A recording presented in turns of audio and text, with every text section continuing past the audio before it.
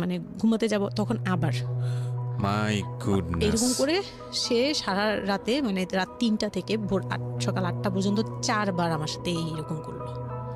আমার নাম শামিমা। শামিমা, বয়স কত? বয়স এখন 27। 27 ইয়ার্স। ওকে, জন্ম জেলা? জন্ম পুরান ঢাকায়। পুরান ঢাকাতে আপনার জন্ম? হ্যাঁ, পুরান ঢাকাতেই আমার ফ্যামিলি। তার মানে আপনি ঢাকাইয়া কুট্টি যেটাকে বলে বলতে পারেন এরকমই। আচ্ছা, পুরান ঢাকার ভাষা পারেন? হ্যাঁ। ওকে, ঠিক আছে, আপনি যে ভাষাতে যেভাবে বলতে কমফোর্ট ফিল করেন সেভাবেই বলবেন। তো আমাদের এই যে অনুষ্ঠানটি জীবন গল্প, এটা নিশ্চয়ই আপনি শুনেছেন এর আগে? হ্যাঁ, শুনেছি। ওকে, ঠিক আছে, তাহলে আপনার আইডিয়া আছে। জি বলুন, আপনি কি গল্প আজকে আমাদেরকে শোনাতে এসেছেন? আমি আমার ছোটবেলা থেকে মানে জন্ম থেকেই শুরু করতে চাচ্ছি। জি শিওর। আমি হচ্ছে আমার বাবা যিনি ছিলেন উনিও পুরান ঢাকার, আমার মাও পুরান ঢাকার। তো আমি যদি আমার গল্পটা বলতে চাই তাহলে আমার একদম জন্মের আগে মানে আমার বাবা আমার বিয়ে থেকে শুরু করতে যাচ্ছি। নিশ্চয়ই নিশ্চয়ই, নো প্রবলেম। তো আমার বাবা ছিলেন একজন ব্যবসায়ী পুরান ঢাকার। আচ্ছা। আর আমার মানে পাশাপাশি উনি হোমিওপ্যাথিক ডাক্তারও ছিলেন। ওকে। তো খুব ভালো একজন মানুষ ছিলেন। আর আমার আম্মু ছিলেন জমিদার, মানে জমিদার টাইপের, পুরান ঢাকায় লাইক জমিদার যেরকম থাকে আর কি, জমিদার বাড়ির মেয়ে ছিলেন। মানে পুরান এমন কি ছিল যে আগের পিতামহ বা প্রপিতামহ যেটাকে বলি জমিদার ছিল, এরকম এরকম মানে আমার নানাই ছিলেন জমিদার। ওই এলাকার সব বিচার সালিশ উনি করতেন, প্রভাবশালী খুব। তো ওই দিক থেকে আমার বাবা তো বিয়ের প্রস্তাব দেয়নি, মানে ফ্যামিলি থেকেই আমার বাবার আবার একটা বিয়ে করেছিলেন আরও 8 বছর আগে আমার আম্মুকে বিয়ে করার। ওটা ছিল লাভ ম্যারেজ। তো আব্বু আর ওই বড় আম্মু একসাথে পড়াশোনা করতেন, ওই দিক থেকে দুজন পরিচয় হয়ে বিয়ে হয়েছিল। কিন্তু 1.5 বছর পরে আমার ওই বড় আম্মু মারা যায়, অসুস্থ হয়ে মারা যান। তারপরে আমার আব্বু আর বিয়ে করবেন না এরকম বলেছিলেন যে আর বিয়ে করবো না। তারপর প্রায় 8 বছর পরে আমার দাদু আর ফুপ্পিরা মিলে মানে আমার আম্মুকে চুজ করে তারপর বউ করে নিয়ে আসেন। তো আমার আম্মু খুব অসুস্থ থাকতেন প্রায়, আমার আম্মু একটু ফিজিক্যালি একটু দুর্বল। তো ওইখান থেকে আমার আম্মুর বিয়ের প্রায় 2-3 বছর পরে আমার একটা বোন হয়। সেই বোনটা মারা যায় 6 মাসের মাথায়। আমার বোনটা মারা যায়। বোনটা মারা যাওয়ার পরে আমার আরেকটা কথা আমি এখানে ভুলে গেছি, যে আমার যে ফার্স্ট মা ছিলেন মানে বড় মা, আমার আব্বুর যে রিলেশন ছিল ওইখানে একটা মেয়ে হয়েছিল। ওই মেয়েটার প্রায় 6 মাসের মাথায় মানে পেট খারাপ করে অসুস্থ হয়ে মারা যায়। তো তার পরপরই আমার বড় মাও মারা যায়। তো ওইখানে হচ্ছে আমার ওই বাচ্চাটা ছিল মেয়ে বাচ্চা। হ্যাঁ, তো ওর পরে আমার আব্বু 8 বছর পর বিয়ে করে। তারপর আমার মার একটা মেয়ে হয়, ওই মেয়েটাও মানে ওই মেয়েটা হচ্ছে জন্মের সময় মারা যায়, আর ওই ফার্স্টেরটা হচ্ছে 6 মাস পর মারা যায়। তো এই মেয়েটা হচ্ছে জন্মের সময় মারা যায়। তারপর তার 5 বছর পর আমার ভাইয়া হয়, আমার ভাইয়া আসে। তারপর আমার আম্মুকে বলা হয়েছিল যে আপনার হয়তো অপারেশন করতে হবে, কারণ আপনি আর কনসেপ্ট করতে পারবেন না, খুব অসুস্থ ছিল আম্মু। 2টাই সিজার ছিল, তো ওই সময়টাতে আর কি সিজার বেশি করা যেত না, তাহলে রিস্ক মানে লাইফে একটা রিস্ক থাকে। তো ওই দিক থেকে আমার আম্মুকে বলা হয়েছিল যে আপনার হয়তো বা ইউট্রাসের অপারেশন করতে হবে। তো আমার আম্মু তখন বলেছিল যে না, আমার একটা মেয়ে দরকার, খুব অসুস্থ অবস্থায় বলেছিল আমার একটা মেয়ে দরকার, মানে আমার যদি একটা মেয়ে থাকতো খুব ভালো। হয়তো বা সৃষ্টিকর্তাই চাচ্ছিলেন যে একটা মেয়ে, মানে আমি যে আসবো এটা তো আর উনি জানতেন না, কিন্তু থাকে না যে অনেক সময় কিন্তু মিলে যায় এরকম। তো আমার আব্বু বলছিল যে মেয়ে হোক ছেলে হোক আরেকটা হলে ভালো হয়। তো ওইভাবে ট্রিটমেন্ট নিয়ে আমার প্রায় 2 বছর পরে আমি আমার আম্মুর মানে পেটে আসি। তারপর আমার জন্ম হওয়ার পরে আমরা ভালোই ছিলাম, আব্বুর বিজনেস ভালো ছিল। কিসের বিজনেস ছিল? ওনার হচ্ছে ইলেকট্রিক পার্টসের বিজনেস ছিল। তো ওখান থেকে আব্বুর মানে ভালো বিজনেস করতেন। পুরান ঢাকায় ছিলাম আমরা 4 জন, একটা ফ্ল্যাট নিয়েছিলাম। আব্বু বিজনেস করতো, আমি স্কুলে ভর্তি হলাম, ভাইয়া স্কুলে ভর্তি হলো। তো খুব ভালোভাবেই কাটছিল দিনকাল। তো একটা পর্যায়ে যে আমার যখন 10-11 বছর, তখন হচ্ছে আমার আব্বুর বিজনেস একটু প্রবলেম হয়, একটু না ভালোই প্রবলেম হয়, মানে একজন খুব বড় ধরনের একটা লস সে ফেলে দেন। তো আমি এটা বলতে চাচ্ছি না। তো যাই হোক, খুব বড় একটা ট্র্যাজেডি, মানে আমার লাইফের সবচেয়ে বড় ধাক্কাটা আমি ওখানেই পাই, যে আমার আব্বু এরকম একটা পার্সন ছিল। আব্বু সবসময় বলতো যেটা, যে আমার এই মেয়েটা হচ্ছে, আমি দেখতে নাকি সেই প্রথম যে আব্বুর বেবিটা ছিল না মেয়েটা, যেটা 6 মাসের মাথায় মারা গেল। আব্বু তাকে খুব ভালোবাসতো। আমি নাকি দেখতে সেম ওরকম হয়েছি, শুধু আমি কালো, ওই মেয়েটা ফর্সা ছিল। তো আমি যখন জন্ম হই তখন আব্বু নাকি আমার ফেস দেখেই কান্না করে দেয় যে এটা আমার বড় মেয়েটা যে ছিল তার মতো হয়েছে। তার মানে ও সেই, মানে আব্বুর ধারণা ছিল যে সেই আসছে, এরকম কিছু। তা আব্বু আমাকে অনেক আদর করতো, মানে অন্য বাবারাও আদর করে সব মেয়েদেরই, কিন্তু আব্বুর ভালোবাসাটা কেন জানি একদম ডিফারেন্ট ছিল। অনেক বেশি ভালোবাসতেন, অনেক বলার মতো না। সারাক্ষণ টেক কেয়ার, সারাক্ষণ, রাত নাই দিন নাই, সব সময়। আমার রাতে খুব বদভ্যাস ছিল, আমি রাত জাগতাম প্রচুর। প্রতি রাতেই আব্বু আমাকে হেঁটে হেঁটে ঘুম পাড়াতো কোলে নিয়ে। প্রায় 10 বছর 11 বছর পর্যন্ত আব্বু আমাকে কোলে নিয়ে ঘুম পাড়াতো, অনেক আদর করতো। আর যখন যেটা, তখন তো ছোট ছিলাম, যখন যেটা বলতাম আব্বু এখন এটা লাগবে, রাত দিন তো বুঝতাম না, আব্বু ওই সময় বের হয়ে যেত, মানে খুঁজতে বের হয়ে যেত কোথায় পাই এটা। আমার মেয়ে বলছে। তো ভাইয়ার সাথে খুব একটা এরকম হয় নাই, আমার সাথে বেশি হতো। তো ভাইয়া এটা নিয়ে একটু জেলাসও করতো, কারণ সাধারণতই কিন্তু মানে ভাই বোনের মধ্যে এই এটা থাকে। তো আমাদের মধ্যেও এরকম ছিল। তো আব্বু যখন বিজনেস লস হলো তখন খুব বেশি, মানে আব্বু ভেঙে পড়লো। আমরাও মোটামুটি, আমি তো আর বুঝি না, কিন্তু আমি তখন বুঝতাম যে আমার কিছু একটা কমতে যাচ্ছে, মানে কমতি হচ্ছে আমার। কারণ সব কিছু চাওয়ার পরপরই পাওয়া আর একটু লেট করে পাওয়া, এগুলো নিয়ে একটু মেন্টালি এতে পড়ে গেলাম। তো আব্বু বুঝতে দিত না, শুধু আম্মুকে বলতো যে ওদের বুঝতে দিবে না। আম্মু আমাদের বুঝতে দেয়নি কখনো, এরকম ভাবে ইয়ে করেনি। কিন্তু একটা সময় দেখলাম কি আব্বু বাসা চেঞ্জ করছে, ছোট বাসা নিচ্ছে, মানে এগুলো খুব ব্রেনে গিয়ে লাগলো যে ছোট বাসা কেন আর এরকম কেন হচ্ছে। আব্বু আস্তে আস্তে ব্যবসা ঘটাচ্ছে, নতুন কিছু করার চিন্তা করছে, মানে এগুলো নিয়ে আমিও খুব ডিপ্রেসড হয়ে গেলাম। তখন আমি ক্লাস 6-7 পড়ি, এরকম হবে 7 থেকে 8 উঠবো এরকম। তো আব্বু সবকিছু গুটিয়ে চলে যাচ্ছিল ওনার এলাকায়, মানে দয়াগঞ্জের ওই সাইডে, মানে আমার দাদির এলাকা যে সাইডটা, ওই সাইডটাতে চলে যাচ্ছে। ওখানে চলে যাচ্ছে, বলছে আমি ওখানেই বিজনেস করবো, ওখানে একটু মানে রুম রেন্টও কম, আমি ওখানেই চলে যাব। আর আব্বুর যে ফ্ল্যাট একটা কিনেছিল, আব্বু এর মাঝখানে একটা ফ্ল্যাট কিনেছিল কিস্তিতে, তো ওইটাও সেল করে দেয়, সেল করে বিজনেসে ওইটাও ইনভেস্ট করে। এটা একটা বোকামি করে আমার আব্বু। যাই হোক, উনিও বুঝতে পারে নাই।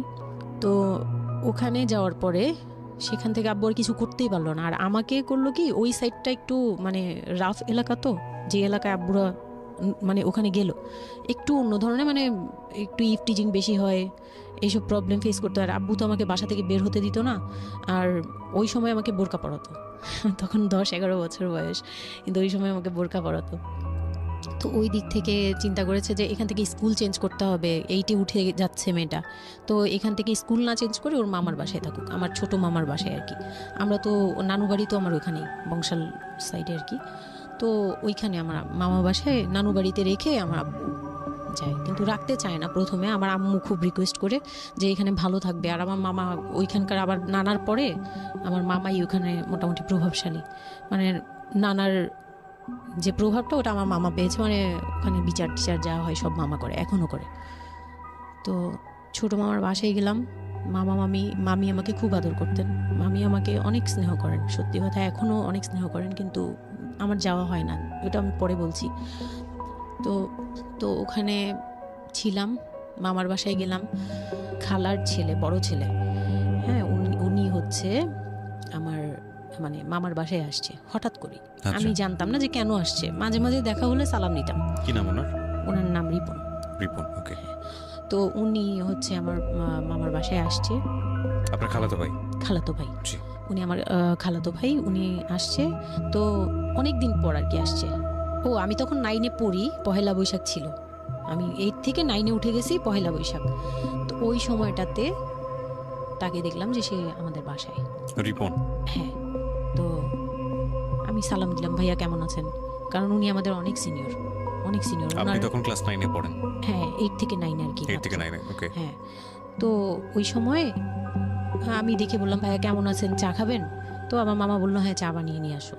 তো আমি গিয়ে পরে শুনি যে আমার মামাতো ভাই আমাকে বলতেছে যে আমার মামাতো ভাই আবার আমার একদম মানে আপন ভাইয়ের চেয়েও বেশি বলবো, কারণ ওর সাথে আমি সব কিছু, মানে ও আর আমি একসাথে বড় হয়েছি, কখনো মনে হয়নি যে এটা আমার মামাতো ভাই, নিজের ভাই মনে হতো। তো আমার বলতেছে যে তুই তো এখন আন্টি হয়ে যাবি, মানে দুষ্টুমি করতেছে যে তুই তো এখন বড় ভাবি হয়ে যাবি, হ্যাঁ তেন। আমি বলি কেন? বলে রিপন ভাই না তোরে বিয়ে করতে চায়। তো আমি খুব হেসে দিলাম, হেসে দিলাম, মানে আমি বলতেছি যে দুষ্টামি করতেছে এরকম ভাবছিলাম, যে মনে হয় ফান করছে। আমি ওর সাথে আবার কতক্ষণ চিল্লাচিল্লি, যাই উল্টাপাল্টা কথা বলিস কেন এই সেই। তো এগুলা নিয়ে ওরা সবাই মিলে আমার সাথে বলতেছে, বলে কি কেমন কথা বলো। উনি বয়সে কত বড় ছিল আপনার থেকে? আমার তখন 13 আর উনার তখন ধরেন 37। 24 বছরের বড়, মানে আপনার না 24 বলতে এখানে, হ্যাঁ 24 বছরই তো বড়, তাই তো? ও মাই গড, ওকে। তো উনি তখন, আমি ভাবতেই পারিনি যে এই লোকটার সাথে আমার বিয়ে দিবে সবাই। মানে ও বললে তো এটা পাগলামি মনে করার কথা, যে এটা একটা পাগলামি, এটা কেমন কথা ক্লাস 9 এ পড়ে যে উনি যদি মানে লিগ্যাল বয়সে বিয়ে করতে হয় তো আমার সমান একটা বাচ্চাই থাকতো। হ্যাঁ, তা আমি না ভাবতেই পারিনি তখন। তারপরেও না আমি চুপ হয়ে গেছি, আমি এই ব্যাপারে ডিসিশন দেওয়ার মতো বয়স আমার ছিল না, জ্ঞানও ছিল না। তো হুট করে আমার মামা মামি আমাকে জিজ্ঞেস করারও প্রয়োজন বোধ করেনি বা জানানোরও প্রয়োজন, কি কারণে জানি না, তবে ওনারাই ডিসিশন নিয়ে বলল যে আমার আব্বু আম্মুকে জানালো, আমার মেজো খালা যে মানে আমার আম্মুর ইমিডিয়েট বড় যে, ওনাকে আমার আব্বু আম্মুর কাছে পাঠায়। আর আমার আব্বু আম্মু তখন থাকে হচ্ছে তারই আমার এক ফুপির বাসায়, বাসা ভাড়া নিয়ে থাকে আর কি। তো ফুপির বাসায় থাকে, ফুপির নিজের বাসা, তো ওখানে থাকে। তো আব্বুর কাছে পাঠায়, তখন আমিও যাই ওই বাসায়। তো আমি তো আর জানি না এই কথা বলতে আসবে। আমি আবার ভাইয়ার সাথে বসে বসে গল্প করতে থাকি, ভাইয়া ছিল, ফুফাতো বোন ছিল, আমরা একসাথে গল্প করতে থাকি। তো হঠাৎ করে শুনি যে একটু মানে আমার খালা খুব জোরে সোরে বলতেছে, মানে চিল্লাচিল্লি করে বলতেছে যে যদি এই বিয়ে না হয় তাহলে আমাদের সাথে তোদের কোনো কন্ট্যাক্ট নেই, আজকে থেকেই বন্ধ। আচ্ছা, হ্যাঁ, এই বিয়ে হতেই হবে। কেন হতে হবে? আমার আব্বু বলছে কেন হতে হবে, আমার মেয়ে তো অনেক ছোট, ও তো এই সংসারের ভার নিতে পারবে না, বলো ওগুলো আমরা দেখবো, ওরে আমরা বাচ্চার মতো পালবো। মানে উনি বলতেছে আমি দায়ভার নিলাম, আমি সবকিছু নিলাম, এইভাবে বলতেছে আমি সবকিছু দেখবো, এগুলা নিয়ে কোনো টেনশনের কিছু নাই, নিজেদের মানুষ, এর চেয়ে ভালো কোনো অফার কোনো দিন পাবা না, মানে এর চেয়ে ভালো কোনো প্রস্তাব আসবে না, এই না সেই না সেই অনেক কিছু বলতেছে। আব্বু মুখে কনভিন্স করতেছে যে এইটা যদি তোমরা হাতছাড়া করো তাহলে আর কখনো মেয়ের জন্য ভালো কিছু পাবা না, আর আমাদের সাপোর্ট জীবনও পাবা না, তোমাদের একটা সাইড পুরো বন্ধ হয়ে যাবে, মানে আমরা আমাদের সাথে তোমাদের একদম রিলেশন শেষ, তোমাদের মেয়ে এখনই রেখে যাবো, তোমরা কি করবা করো। তো আমার আব্বু ওই দিক থেকে একটু দুর্বল ছিল, পরে আমি এটা শুনে কান্না করে দিছি, মানে সাথে সাথে কান্না করে দিছি। তো আমার ভাইয়াও বুঝছে, আমাকে নিয়ে ছাদে চলে গেছে, আমার ফুফাতো বোন, ভাইয়ার এক খুব ক্লোজ ফ্রেন্ড ছিল, ছোটবেলার বন্ধু, সেও আমাকে খুব আদর করতো বোনের মতো, সেও গেল উপরে, বলতেছে আব্বু তুই কান্না করিস না, আমরা দেখতেছি কি করা যায়। তো আমার ভাইয়া বলতেছে বলে কি আমি ওরে নিয়ে কোথাও পালিয়ে যাই, আমার মনে হচ্ছে যে আমি ওকে নিয়ে এখন কোথাও পালিয়ে যাই, যে রিপন ভাই এটা কিভাবে এটা বলতে পারে যে বিয়ে করবে ওকে।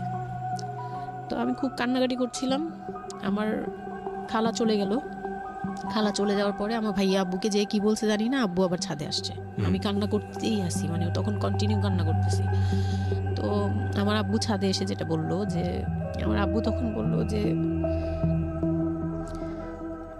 বলে আমি তোমাকে নিয়ে মানে বনে চলে যাব দরকার পড়লে, কিন্তু আমি ওর কাছে তোমাকে দিব। তো আমি দেখলাম যে আব্বু ফিজিক্যালি, মেন্টালি, আর্থিকভাবে সব দিক থেকে দুর্বল, এখন আমাকে নিয়ে যদি বের হয় সে পারবে না, এটুকু বুঝলাম, তার দ্বারা সম্ভব না এটা।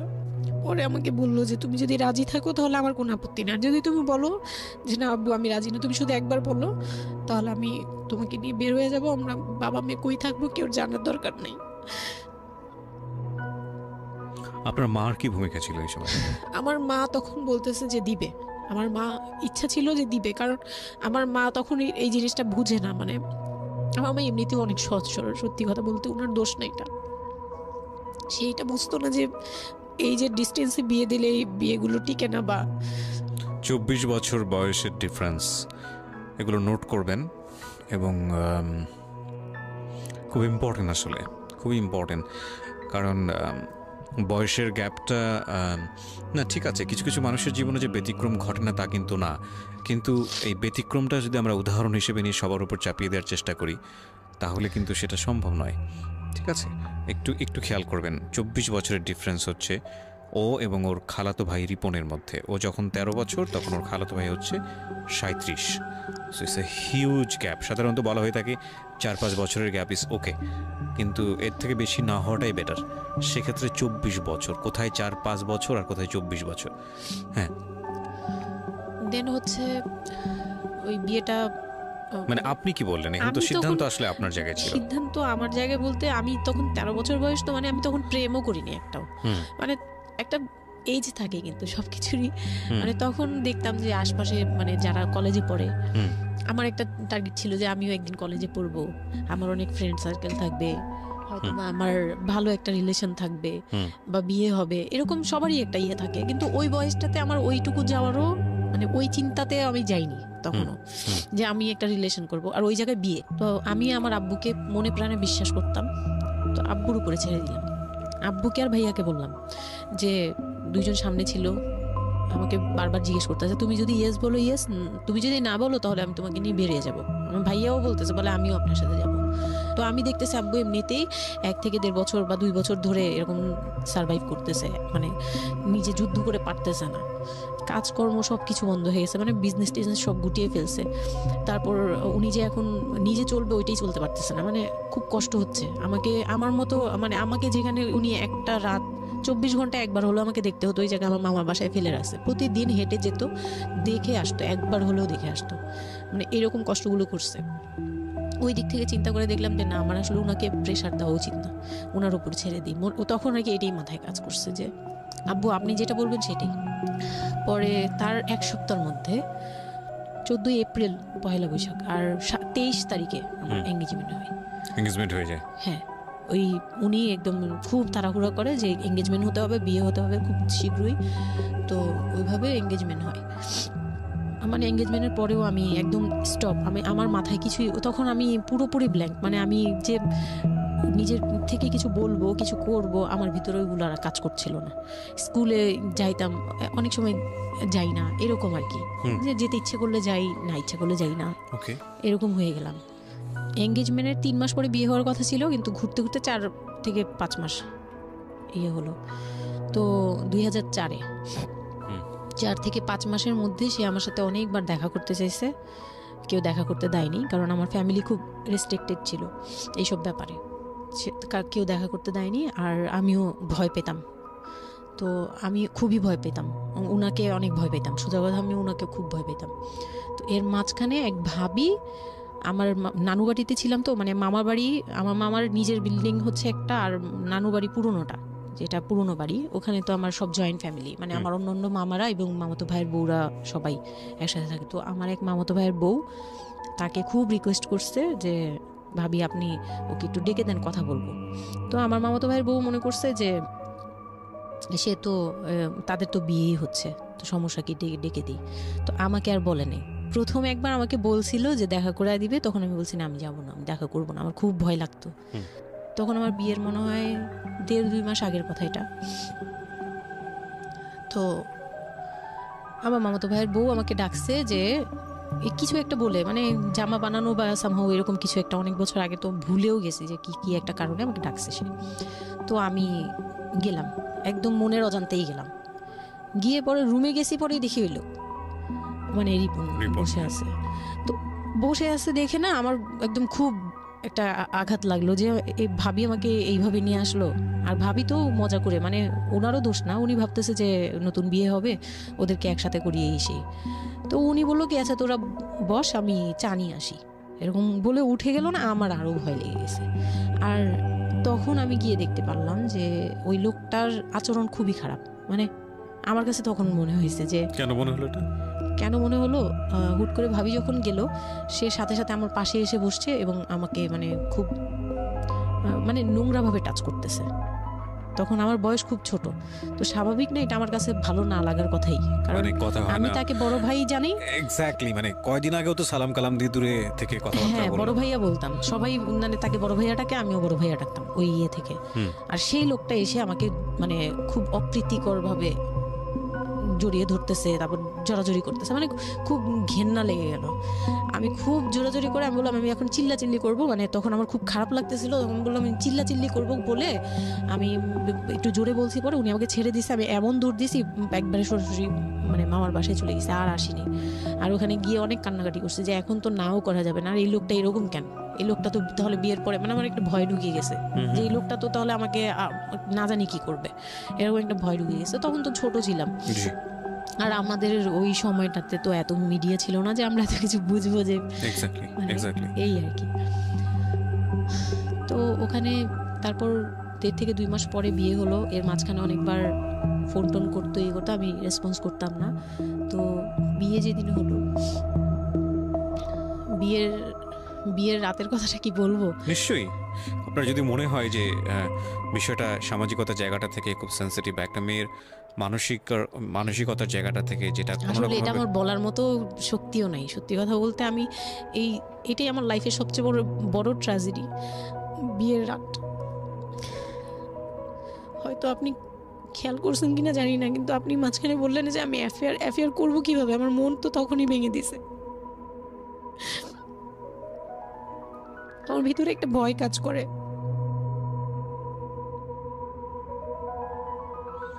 কি হয়েছিল আমি জানি, আপনি খুব সুন্দর করে বলছেন গল্প, আপনি আপনার মতো করেই বলবেন, আমরা আসলে মূল মেসেজটাই পেতে চাই। লোকটা হচ্ছে সামাজিকভাবে সবার কাছে খুব ভালো, সবার কাছে ভালো বলতে মানে গলিতে বা এলাকায় কিছু করে না, সেই এলাকায় খুব ভালো, ব্যবসা করে, খুব সহজ সরলভাবে দোকানে যাচ্ছে, আসতেছে, খাচ্ছে, ঘুমাচ্ছে, নর্মাল। আমার সাথে যেদিন বিয়ে হলো সেদিন খুব বৃষ্টি। তো আমার তো ওই একদিনে আমার ভাবির রুমে, ওই দিনে আমি তার রূপ দেখে ফেলছি। তো তখন থেকে আমার তাকে দেখলে মানে গা শিউরে উঠতো, যে মনে হতো যে ভয়ঙ্কর একটা কিছু করবে।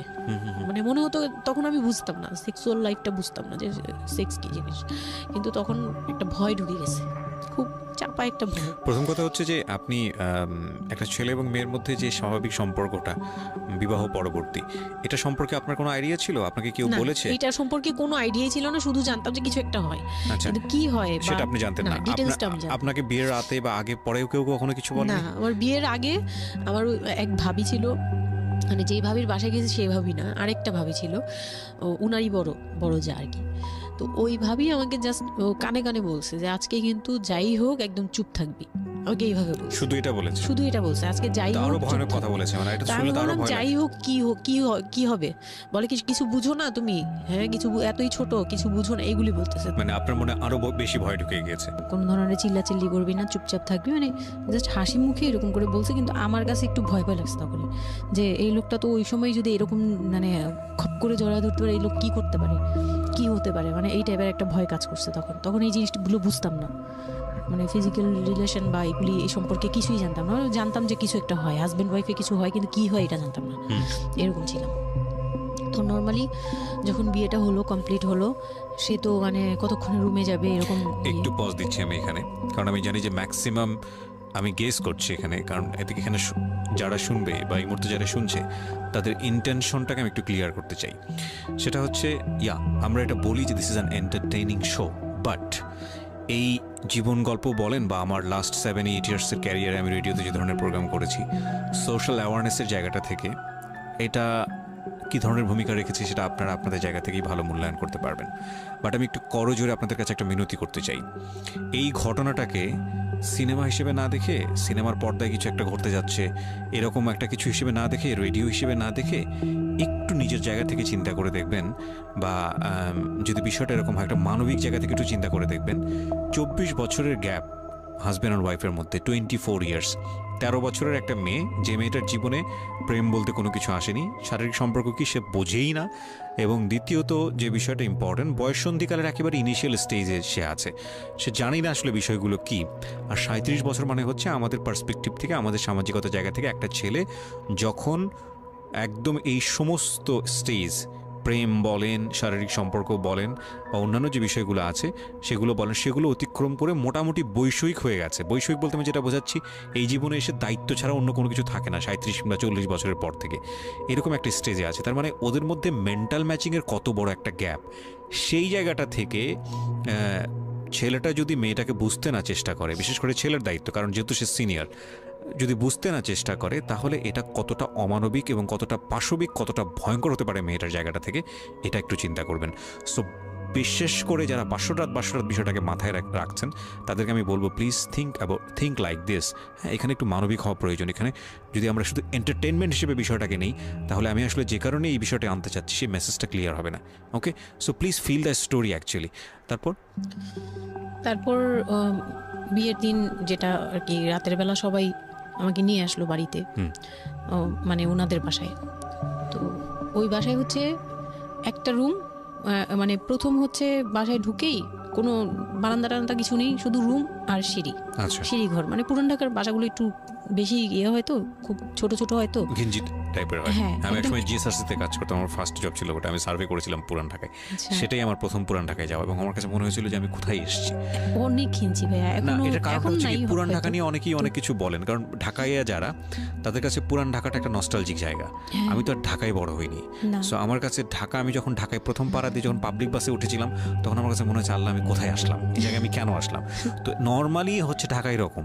তারপরে যখন পুরান ঢাকায় গেলাম, পুরান ঢাকার সাথে আমার ওই ধরনের অ্যাটাচমেন্ট কখনোই ছিল না, অনেক বেশি, অনেক ঘিঞ্জি। আমার মনে আছে চকবাজারের যেই চকবাজার নামে একটা যে জায়গা আছে, ওখানে চুরি পট্টি কি যেন একটা আছে না, যে মেয়েদের কসমেটিক্স বিক্রি করে, ম্যাক্সিমাম হচ্ছে নকল। আমি জানি না এখন কিরকম আছে।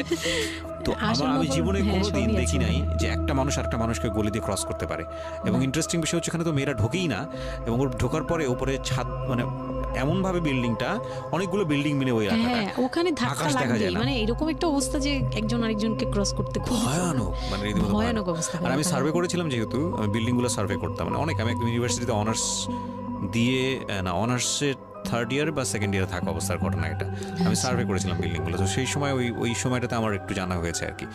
তো আসলে ভয়ানক রকমের কিনছি। হ্যাঁ, তো বলুন যেটা বলছিলেন। তো যেটা বলছিলাম যে ওই রাতে ওই একটা রুম, এরকম রুমের উপরে রুম, তার উপরে রুম, মানে সিঁড়ি রুম এরকম। আর প্রথম যে রুমটা, মানে নিচতলায় যে রুমটা ছিল, সেই নিচতলা রুমের সিঁড়ির নিচে ছিল চুলা আর বাথরুম, সিঁড়ি কর্নারে। ওকে, মানে এটা হচ্ছে ওদের নিজের বাড়ি। ওকে, এইটুকুই ছিল। মানে তিনটা রুম, মানে হচ্ছে হলো এক ধরনের বিল্ডিং, একটা বিল্ডিং, একতলা দুতলা তিনতলা এরকম বিল্ডিং, বা তিনটা রুম। হ্যাঁ, তিনতলা বিল্ডিং, কিন্তু সিঁড়ি আর রুম। মানে কত অল্প জায়গার মধ্যে এই জিনিসটা ম্যানেজ করেছে। হ্যাঁ, আমি পরে শুনেছি যে এটা আধা কাঠারও নিচে, ওই 1 শতক বা হাফ শতক জমি যেটাকে বলে। হ্যাঁ, শুধু একটা রুম আর সিঁড়ি, এইটুকু। তো ওইটুকুর মধ্যেই মানে বাড়িটা। তো ওই বাড়িতে আমার খালার বাড়ি ছিল, আমি তো প্রায়ই যেতাম, বেড়াতে যেতাম ছোটবেলায়। তো আমাকে নিয়ে গেল, আর তিনতলার রুমে সবচেয়ে পরের রুম যেটা, ওটাতে আবার আমার মানে মেজো দেবর সম্পর্কে ছিল। সে আমাদেরও, মানে আমার বিয়ের 12 বছর আগে বিয়ে করে ফেলছে। সে লাভ ম্যারেজ করছে, মানে উপযুক্ত বয়সে বিয়ে করছে। আর আমার হাজবেন্ড আবার ছিল যে উনি আবার খুব লেটে বিয়ে করছে, মানে ফ্যামিলির দায়িত্ব পালন করে সবকিছু শেষ করে তারপর বিয়ে। 37 আসলে খুব লেট না, কিন্তু 37 এর জায়গা থেকে 13 বিয়ে করাটা খুব অবিবেচ্য। আমার জন্য তো সে অনেক বড়। যাই হোক, তারপর ওই দেবরের যখন বিয়ের 12 বছর হয়ে গেছে, তখন উনি বিয়ে করছে। আর তো ওই ভাইয়া, মেজো ভাইয়া যে ছিলেন, তো মেজো ভাইয়ার রুমটা ছিল তিনতলায়। আমি ওখানেই আমার বাসর ঘরটা করা হয়েছিল আর কি। তো ফুল টুল তেমন ভালো আনা হয়নি, সে খুব রাগারাগি করছে। ছোট ভাই যারা ছিল, এলাকার ছোট ভাইটাই, ওদের সাথে খুব রাগারাগি করছে আমার হাজব্যান্ড যে ছিলেন। এটা কোনো ঘর সাজানো হলো এই সেই বলে চলে বলতেছে, এখন তোমরা বের হও, অনেক হয়েছে, এখন তোমরা যাও, মানে খুব রাগারাগি করতেছে। তো আমি রাগ দেখে আরো ভয় পেয়ে গেছি প্রথম রাত। তারপরে আবার আমি মানে এই অবস্থায় আসছি, বউ হয়ে আসছি, আমার শরীরে ভারী গহনা, শাড়ি টাড়ি, মানে আমি এগুলোর ওজন নিতে পারছি না। 4-5 ঘন্টা হয়ে গেছে আমাকে এগুলো পরায় রাখা হয়েছে, ভারী মেকআপ দেওয়া হয়েছে, আমি এগুলো কখনো ইউজ করিনি ফার্স্ট লাইফে। মানে আমি দেবীর মতো সেজে বসে আছি, এরকম একটা ইয়ে। তো খুব ভয়েও কাজ করছে, নার্ভাসনেস। তারপর এখন কি হবে, সবাই বের হয়ে গেলে কি হবে, এটা একটা টেনশন। আর শুধু মানে কেমন জানি একটা ফিল, যেটা সাধারণত নর্মালি হওয়া উচিত একটা ছেলে এবং একটা মেয়ের জায়গাটা থেকে। এটা হচ্ছে জীবনের সবচেয়ে সুন্দরতম মুহূর্তের একটা, রাইট? আমরা সেটাই চিন্তা করি না। একটা মেয়ের জীবনে স্বপ্ন থাকে তার একটা বাসরাত কিংবা ফুলসজ্জার রাত, আমরা যেটাই বলি সেটা নিয়ে। একটা ছেলের জীবনেও নিশ্চয়ই থাকে, এবং সেটা চমৎকার হয়ে সারা জীবন স্মৃতি হয়ে থাকুক, এরকম কিছু একটা থাকে। এবং সেখানে বিষয়টা যদি এরকম হয় যে একটা মেয়ের জীবনে আতঙ্কের রাত, এবং ভয়ানক রকম আতঙ্কের, আমার লাইফের সবচেয়ে বড় আতঙ্কের রাত ছিল ওটা। তাহলে আপনি চিন্তা করে দেখতে পারেন, এবং সেটাকে যারা আজকে এই রেডিও যারা শুনে, যারা এটাকে এন্টারটেনমেন্ট হিসেবে নিচ্ছেন, তাদের জায়গা থেকে আমি বলতে পারি যে এখানে নিজেরও কিন্তু একটা পরিচয়ের বিষয় আছে। হ্যাঁ, মানে নিজের পরিচয়টা নিজের কাছে কি দিচ্ছেন একটু চিন্তা করে দেখেন। ঘটনার ভেতরে ঢোকার চেষ্টা করুন, এই মেয়েটার মানবিক অনুভূতিটাকে জানার চেষ্টা করুন, অন্য কিছু নয় প্লিজ। কজ আমরা আমাদের সামাজিকতার জায়গাটা থেকে মেয়েদের এই বিষয়গুলোকে উইথড্র করে বা না ভেবে তাদেরকে কখনো কখনো সারা জীবনটা ধ্বংসের দিকে ঠেলে দিই। হয়তো মেয়েটার ক্ষেত্রে এরকমই কিছু হয়েছে, আমরা একটু সামনের দিকে আগাবো। জি, তারপর উনি আমাকে, আমি তখন শাড়ি টাড়ি পরা, গহনা পরা, তো খুব নর্মালি সবাই চলে গেল পরে খুব নর্মালি আমাকে বলতেছে যে ড্রেসটা চেঞ্জ করো, শাড়িটা চেঞ্জ করো, গহনা টহনা চেঞ্জ করো। তো আমি আমার লাগেজ থেকে একটা 3 পিস নিলাম, ওই 3 পিসটা নিয়ে ওয়াশরুমে চলে গেলাম। ওয়াশরুম বলতে ওই যে উপরের রুমেই একটা ওয়াশরুম আছে, আর নিচের রুমে, মানে উপরের রুমে তো আর সিঁড়ি ঘর নাই, সিঁড়ি ঘরটাতেই একটা ওয়াশরুম ছিল, ছোট্ট একটা টয়লেট ছিল। ওইটাতে গিয়ে আমি চেঞ্জ করলাম খুব কষ্টে, চেঞ্জ করে তারপর মুখের মেকআপ টেকআপ এগুলো ওয়াশ করে আসলাম। তারপর আসার পরে উনি বলতেছে উজু করে আসো। হ্যাঁ, তো আমি উজু করলাম, উনি উজু করছে করে, মানে প্রথম রাতে নাকি নামাজ পড়তে হয় সবাই বলে দিছে, তো ওই নামাজ পড়লো আমাকে নিয়ে। নামাজ পড়ার পরে বেডে গেলাম, মানে আমি বিছানায় যে বসলাম, খুব ভয়ে ভয়ে আছি যে কি বলবে কি করবে জানি না।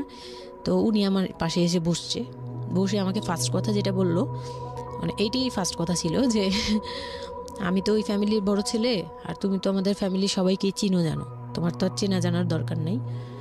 আর আমার তখন ওনার মা মারা গেছে 3-4 বছর, মানে 3 বছর হবে এরকম, 3 থেকে 4 বছর এরকম হবে। বলে আমার মা মারা যাওয়ার পরে আমি এখন সংসার দেখি, আমার হয়ে আমার মার জায়গাতে এখন তুমি। এটা শোনার পর আমার কাছে মনে হলো আস্ত একটা বাড়ি আমার মাথার উপর পড়লো। এটা আমি যেখানে নিজের, মানে এটা একটা বিষয়, ওই কথাটা কিন্তু খুব সুন্দর বলেছে, মানে ওর 37 ইয়ার্সের জায়গাটা থেকে এটা খুব সুন্দর একটা কথা। কিন্তু কথা হচ্ছে 13 বছরের একটা মেয়ে কেন এটা বুঝতে যাবে? ও কিন্তু এটাই বুঝেছে যে এই 3 তলা একটা বাড়ি, 3 রুমের একটা বাড়ি ওর মাথার উপরে দিয়ে দেওয়া হলো। দেখুন, এই জিনিসটাই আমি আপনাদেরকে বোঝানোর চেষ্টা করছি যে আসলে সব কিছুর একটা বয়স থাকে। হ্যাঁ, এবং ছেলেটার জায়গা থেকে কিন্তু খুব সুন্দর নামাজ পড়েছে, বসছে, এখন পর্যন্ত আমাদের কাছে ভালোই লাগছে শুনতে। কিন্তু এটা আসলেই কেউ বুঝতে চাইবে? 13 বছরের মেয়েটাকে এই জিনিসটা বুঝতে চাইবে? এইটা বোঝাটা জরুরি ছিল। হ্যাঁ, তারপর উনি যেটা বলছে যে আমার ভাই বোন আছে, সবাই আমার ছোট, কিন্তু আমার তো প্রায় 10-12 বছরের বড়। ওনার যে 10-12 বছরের ছোট, সে আমার 12-13 বছরের বড়। মানে তাকে আমি ছোটবেলা থেকে এইভাবে দেখে অভ্যস্ত। তো এইগুলো চিন্তা ভাবনা, মানে ওই সময় তো আর এত কিছু কিন্তু ওনার ছোট ভাই বোন এগুলা, মানে ওনার কাছে তো এগুলো বাচ্চা এখনো, আর আমার কাছে তারা অনেক বড়। আমি তাদেরকে কি টেক কেয়ার করবো, তারা আমাকে করবে, মানে আমার এরকম একটা বিষয়টা তাই। হ্যাঁ, তো আমি চুপ হয়ে শুধু শুনছিলাম, ও আচ্ছা, মানে আমি কিছু বলার মতো ভাষাও পাচ্ছি না, বা আমি কি বলবো, আমার এখানে ডায়লগই কি ছিল, মানে আমি এরকম মনে হচ্ছে যে কেউ আমাকে একটা স্ক্রিপ্ট ধরায় দিত, আমি একটু দেখে আমাকে কেউ কিছু বলেও না, এই লোক কি বলতেছে। তো যাই হোক, এই কথাটার পরে মানে যখন উনি এটা বলার পরে বলতেছে যে তুমি, আমাদের একটা মানে রুলস আছে, বিয়ের পরে নাকি বাসর ঘরে নাকি কিছু দেয়, হাজব্যান্ড ওয়াইফকে কিছু দেয়, তারপর নাকি টাচ করে, এরকম কিছু একটা। তো আমাকে বলতেছে যে তোমার কি আমার উপর কোনো দাবি আছে, মানে এইগুলো আমি জানতাম না, এগুলো আমি অনেক পরে গিয়ে শুনছি, এগুলো অনেক পরে গিয়ে জানছি যে এই সময় নাকি কিছু চাইতে হয়, মানে এই সময় যা চাইবে তাই দিতে হবে, এরকম কিছু একটা। তো এটাও আমাকে কেউ বলে দেয়নি। তো আমি ওই সময় একটা লসে পড়ে গেলাম না, মানে এরকম মনে হচ্ছে এখন আর কি। তখন আমাকে এটা কেউ বলে নাই। বাই দ্য ওয়ে, আমরা যার গল্প আজকে এখানে শুনছি উনি হচ্ছেন শামীমা। ওনাকে যদি আপনারা দেখতে চান, আমাদের যিনি আজকে গেস্ট, আমরা একটা ছবি দিয়ে দিয়েছি। আমি বললাম যে না, আমি জানতাম না দাবি জিনিসটা কি। তো না বলার পরেই সে তো মানে আমার কাছে খুবই, মানে এই কথাগুলো বলতে আমি বলতে পারবো না। না, ঠিক আছে, বলার দরকার নেই, আমরা জাস্ট সিচুয়েশনটা বুঝতে যাচ্ছি যে ওইটা আমার ফার্স্ট নাইট ছিল, আর আমি ওগুলা মানে ওই ফিজিক্যাল ব্যাপারগুলো আমি বুঝতাম না, ওই সময়টাতে বোঝার কথাও না, বুঝতামও না, একদমই বুঝতাম না যে এই হয়। তো যখন উনি শুরু করলো, শুরু থেকে শেষ পর্যন্ত মানে খুব অল্প সময়ের মধ্যে খুব অমানবিকভাবে, মানে এটা এখন বর্তমানে যদি আমি কল্পনা করতে যাই, তাহলে এটা একমাত্র পারে রেপিস্টরাই পারবে, এটা রেপ ছাড়া কিছুই ছিল না। এখন বুঝি, ওই সময় বুঝতাম না। আর ওই সময় আমি এগুলো বুঝতাম না দেখে, আর আমাকে একটা কথা বলা হয়েছিল, আমার মাথায় একটা জিনিস কাজ করছিল যে ভাবি বলছে যে এইখানে যা হবে এগুলো সবই ঠিক, হ্যাঁ, এখানে যাই হোক মানে ভেঙে বলেনি, বলছে তোর সাথে আজকে যা হবে এটি ঠিক, আর এটা মেনে নিতে হবে, আর এটা যদি না মেনে নিস তাহলে মানে মানে এই ধরনের একটা বলছে যে এটা আজকের রাতের কোনো চিল্লাচিল্লি করা যাবে না। তো আমিও চুপ করে, আমার কাছে মনে হচ্ছিল কেউ আমাকে ছুরি দিয়ে আঘাত করতেছে, মানে মনে হচ্ছিল যে কেউ আমাকে ছুরি দিয়ে আঘাত করতেছে, আর আমি ব্লাড দিয়ে পুরো মানে আমার শরীরে সব ব্লাড বের হয়ে যাচ্ছে। আমার এরকম মনে হচ্ছে যে আমার শরীর থেকে সব ব্লাড বের হয়ে যাচ্ছে, আমি মানে গরু কাটলে যেরকম ইয়ে করে না, আমি এরকম কাঁপতেছি, ওরকম কাঁপতেছি। কিন্তু সে তার কাজ করলো। আমি খুব অবাক হয়েছি যে আমি উঠে বসতে পারতেছিলাম না, সে আমাকে টান দিয়ে উঠে বসাইছে, বসায় বলতেছে ওয়াশরুমে যাও। আমি ওয়াশরুমে কীভাবে গেছি আমি জানি না, আমি খুব ধরে ধরে খুব মানে খুব কষ্টে কাঁপতে কাঁপতে ওয়াশরুমে গেলাম, ফ্রেশ হয়ে আসলাম। আসার পর আমি খুব কষ্টে যে আমি যখন বিছানায় মানে ঘুমাতে যাব তখন আবার মাই গুডনেস এরকম করে সে সারা রাতে মানে রাত 3টা থেকে ভোর সকাল 8টা পর্যন্ত 4 বার আমার সাথে এইরকম করলো। আমি আর সকালে উঠতে পারি না, মানে আমি উঠে বসতে পারি না। তারপর 2-3 দিন কি হয়েছে আমার মাথায় নেই, মানে আমি এখন আর এটা বলতে পারবো না, কারণ আমি পুরো সেন্সলেস ছিলাম, আর ওনারে দেখলেই আমি ভয় লাগতো। সে যতবার আসতেছে সামনে। 2-3 দিন আপনি সেন্সলেস অবস্থায় ছিলেন? আমি জানি, মানে আমি সেন্স ছিল, কিন্তু আমি এখন গল্পটা বলতে পারবো না যে এই 2-3 দিনে কি হয়েছে। আচ্ছা আচ্ছা। এই 2-3 দিন আমার বৌভাত হয়েছে, আমাকে পার্লারে নিয়ে যাওয়া হয়েছে, কিন্তু আমি নিস্তব্ধ। আর তখন আমার মানে শারীরিক কন্ডিশন খুব খারাপ, কিন্তু সবাই বুঝতেছিল, কিন্তু কেউ বুঝতে দিচ্ছিল না আমাকে। মানে এভরিবডি অ্যাভয়েড দিস, মানে সবাই জিনিসটাকে অ্যাভয়েড করছে, তারা পার্টিটাকে এনজয় করছে। এটা শুধু আপনার ফ্যামিলির সমস্যা না, এটা আমাদের পুরো সমাজেরই সমস্যা। এটা সমাজটাই অ্যাভয়েড করে। এবং আমার মনে আছে I face huge difficulty for the first time যখন আমি রেডিওতে এই ধরনের একটা, আমি নট আজকেই না প্রথম, আমি এটা আগে বিষয়গুলো খুব চ্যালেঞ্জ জায়গা থেকে আমি প্রচার করার চেষ্টা করেছিলাম। অ্যান্ড আই ফেস, এগুলো হয়তো আমার লিসনাররা কখনোই জানে না, আই ফেস হিউজ ডিফিকাল্টিস। যখন আমার প্রথম বইটা পাবলিশড হয় সেটা নিয়েও আমার একটা বড় ধরনের ডিফিকাল্টি ফেস করতে হয়েছে। একটা অদ্ভুত বিষয় হচ্ছে আমাদের সমাজে এই বিষয়গুলোকে আমরা অ্যাভয়েড করি, আমরা ঢেকে রাখতে চাই, আমরা মনে করি এটা একটা ট্যাবু, এটা সমাজে 8-10 জন মানুষের সামনে নিয়ে আলোচনা করা যায় না। একটু চিন্তা করে দেখবেন আলোচনা করা যায় না এটা কোন অর্থে? যদি বিষয়টা নিয়ে সুড়সুড়ি দেওয়া হয়, যদি বিষয়টা নিয়ে এমনভাবে বলা হয় যে এটা এমনভাবে প্রেজেন্ট করা হচ্ছে যেটা একটা রগরগা বিষয়, এবং সেটা শুনে আরও কারোর মধ্যে এই ধরনের পাশবিক বা সে আসলে এন্টারটেনমেন্টের জায়গা থেকে নিয়ে এটাকে মজা হিসেবে নিল, বিষয়টা তখনই একটা প্রশ্ন আসে।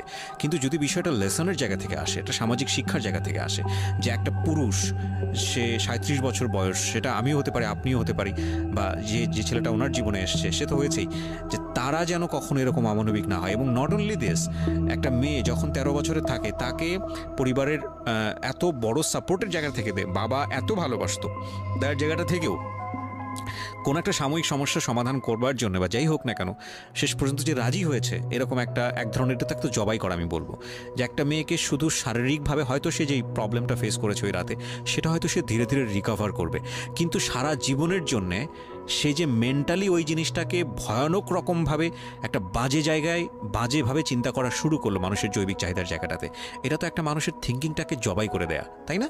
এবং এইটা কত ভয়ানক রকমের অপরাধ, কত ভয়ানক রকমের ভুল। এবং আমাদের এই জায়গাটাতে আমাদের অনেক বেশি পরিমাণে বড় যারা আছি, সিনিয়র যারা আছি, তাদের বোঝা উচিত। প্রথম কথা হচ্ছে লিগেলি যদি আমি বলি তাহলে বিয়েটা বৈধ ছিল না, কারণ সরকার কিন্তু আমরা যতদূর জানি যে 18 নিচে বিয়ে দেওয়াকে পারমিট করে না। দ্বিতীয় কথা হচ্ছে যে মানসিকভাবে সে পরিপক্ক ছিল না। তৃতীয় কথা হচ্ছে যে যদিও বা বিয়েটা হলো তাহলে তাকে যে একটি প্রপার এডুকেশন দেয়া, যে এই বিষয়টা হচ্ছে এরকম, প্রপারভাবে বড় করা, প্রপারভাবে নার্সার করা, সেটার মারাত্মক রকমের অভাব ছিল। ঘটনা এখানে শেষ হয়ে যায় নাই, ঘটনা কিন্তু এখানে শুরু হলো। কারণ বাংলাদেশের অনেক মেয়ের জীবনে এরকম দুর্ধর্ষ রাত আসে, এবং এই রাতগুলো সারাটা জীবনের জন্যে তাকে বেদনার স্মৃতি, তাকে সারাটা জীবনের জন্য একটা ভয়ঙ্কর রকমের মোমেন্টের মধ্য দিয়ে নিয়ে যায়। আমরা এগুলো নিয়ে কথা বলতে পছন্দ করি না, আমরা এগুলো নিয়ে কথা বলি না, আমরা এগুলোকে নিয়ে কথা বলাটা একটা সামাজিক জায়গা থেকে ট্যাবু মনে করি। এই ট্যাবুর ধাক্কায় কত কত মেয়ের জীবন, কত কত মানুষের জীবন, কত কত সংসার জীবন নরকে পরিণত হয়েছে, সে খবর অনেকেই আমরা রাখি না, রাখার প্রয়োজন মনে করি না। But this is a very important issue, that's why I am discussing on this. Okay, বলুন আপনি। তারপর যেটা হচ্ছিল যে মানে ওই রাতের পর থেকে মানে ওই লোকটাকে আমার শুধুই দায়িত্ব মনে হয়েছে, মানে আমার কাছে মনে হতো যে এটা আমার দায়িত্ব যে উনার বাসায় আমার থাকতে হবে, আর উনার সাথে থাকলে আমার এরকম করতে হবে। You feel like this, right? আপনি এই ঘটনা ঘটার পরে কি আপনি কারোর সাথে ডিসকাস করার সুযোগ পাননি যে না, আমি এরকম ক্লোজ কেউ ছিল না যে আপনার সাথে এরকম একটা বাজে ঘটনা ঘটছে, বা আপনি এটাকে রিকভার করতে পারছেন না মেন্টালি, বা আপনার সাথে যার বিয়ে হলো তাকেও বলতে পারছেন না যে আমার এইসব জিনিসগুলো? না, আমি উনাকে ভালোভাবে নিতেই পারছিলাম না। সোজা কথা, আমি উনার সাথে কোনো কিছু ডিসকাস করতাম না, বা অনেক পরে গিয়ে যখন ডিসকাস করেছিল তখন উনি আমাকে উল্টাপাল্টা বুঝ দিয়েছে, মানে অনেক পরের সময়টাতে। হ্যাঁ, ওটা হ্যাপেন্স রেগুলারলি, না র্যান্ডমলি এই জিনিসগুলো হয়ে যাচ্ছিল আপনার সাথে? হ্যাঁ, প্রায় মাস থেকে 2-3 মাস এরকম হলো। তারপর মানে এটা আমি বলি যে প্রথম তো 4-5 দিন তো রেগুলার হলো, তারপর আমি আমার ব্লিডিং অফ হচ্ছিল না, আমার কন্টিনিউ হচ্ছিল ব্লিডিং। তো এক সময় যে ব্লিডিংয়ের মধ্যেও তিনি অনেক বাজে ইয়ে করেছে। তো ওর পরে আমি বাসায় যেতে চাইলে বাসায় যেতে দিত না, এভাবে ইয়ে করে ফেললো। আর ফ্যামিলিগত যে ব্যাপারটা ছিল, যে আমার ফ্যামিলিতে তখন আমার আব্বু তো তখন একদম মানে ফিনান্সিয়ালি খুব উইক ছিল। তো বিয়ের পরে কিছু ফর্মালিটি থাকে, পুরান ঢাকার কিছু রুলস আছে যে বিয়ের পরে মেয়েদের প্রতি সপ্তাহে সপ্তাহে দেখতে যাওয়া, এটা সেটা পাঠানো, প্রতি সিজনে সিজনে এটা এটা করা, এগুলো ব্যাপারে কেউ কনসার্ন ছিল না। মানে তখন মানে আমার ফ্যামিলির কেউ এরকম অ্যাক্টিভ ছিল না, মানে ছিল কিন্তু কেউ কেয়ার করেন। তারপর হচ্ছে এরকম করে আমার সময়গুলো কাটতে লাগলো। তো সবচেয়ে বড় কথা হচ্ছে আমার যে হাজবেন্ড ছিল রিপন, উনি আমার বাবার দোকানে কাজ করতো একটা সময়। ওইটা হচ্ছে প্রায় আরো মানে আমার জন্মের সময় বা আমার জন্মেরও আগে। হ্যাঁ, তখন নতুন নতুন আর কি কাজ শেখার জন্য আমার আব্বুর দোকানে ঢুকছে এরকম। তো আমার আব্বু তাকে ক্যাশ বুঝিয়ে দিয়েছিলেন নাকি, তখন নাকি ক্যাশ দিত। তো আমি একটু যখন 2-3 বছরের, তখন উনি দোকান থেকে বের হয়ে নিজে ব্যবসা দিয়েছে, ওখান থেকে তিনি ইমপ্রুভ করছে। তো ওখান থেকে শুরু। আর আমাকে যখন বিয়ে দিছে, মানে আমার যখন বিয়ে হয়েছে, তো ওই রিপন যিনি, ওনার উদ্দেশ্য ছিল যে আমি আমার নানু বাড়ির অংশ পাবো, মানে সম্পদ। আমার নানু বাড়ি খুব বিশাল, মানে বললামই তো যে খুব বিরাট একটা অংশ। আর ওনাদের যে অংশটা ছিল সেটা অনেক আগেই নেওয়া হয়ে গেছে। মানে ওনার দাদা বাড়ি যেটাতে ওনারা ছিল 3 রুম, ওই যে ছোট ছোট 3টা রুম উপরে, ওই বিল্ডিংটা তোলার পরে আমার মামা ওই অংশটা কেটে রাখছে, মানে আমার মামা রেখে দিয়েছে। আর আমাদের যে অংশটা ছিল তার লোকটা ছিল যে ওই বাড়িতে আমি একটা রুম হলেও পাবো। হ্যাঁ, তো আমার আম্মু তো আর ওটা নেয়নি। তো আমার হাজব্যান্ডের ইয়েটা ছিল, টার্গেটটা ছিল যে ওই বাসায় একটা রুম হলেও পাবে। আর পুরান ঢাকায় একটা রুম মানেই অনেক কিছু, মানে ওখানে তো প্রায় 1 কোটি টাকা দাম কাঠা। তো একটা রুম মানে 1 কাঠা না হোক, আধা কাঠা হোক, 50 লাখ টাকা হোক আমার আসবে, এরকম একটা টার্গেট ছিল তার। তো আর বিয়ের সময় তো অনেক কিছু নিয়ে, মানে গহনা টহনা নিয়ে, ফার্নিচার নিয়ে নানান কথা তো শুনতে হয়েছে, ওগুলাও ফেস করছি। মানে খুব পেইনফুল ছিল ওগুলা, কারণ আমি তখন এত কিছু বুঝি না। আমি তখন মাত্র মানে জামা কাপড় বানাই, ঘুরি ফিরি, খাই দেই, ব্যাস ওই পর্যন্তই। আমি কারো জিনিস নিয়েও মাথা ঘামাই না। ওখানে আমার উপরে প্রেশার আসছে যে আমার ফার্নিচার এমন কেন, আমার গহনা এমন কেন, তুমি বাসায় বলো না কেন, তোমার খাট এখনো আসতেছে না কেন। আমার বিয়ের পর খুব বৃষ্টি ছিল তখন, মানে আমার ফার্নিচার, আমার চাচা ছিল ফার্নিচারের, ওনার বিজনেস। তো আমার চাচার ফ্যাক্টরি থেকেই সবগুলো ফার্নিচার আসবে।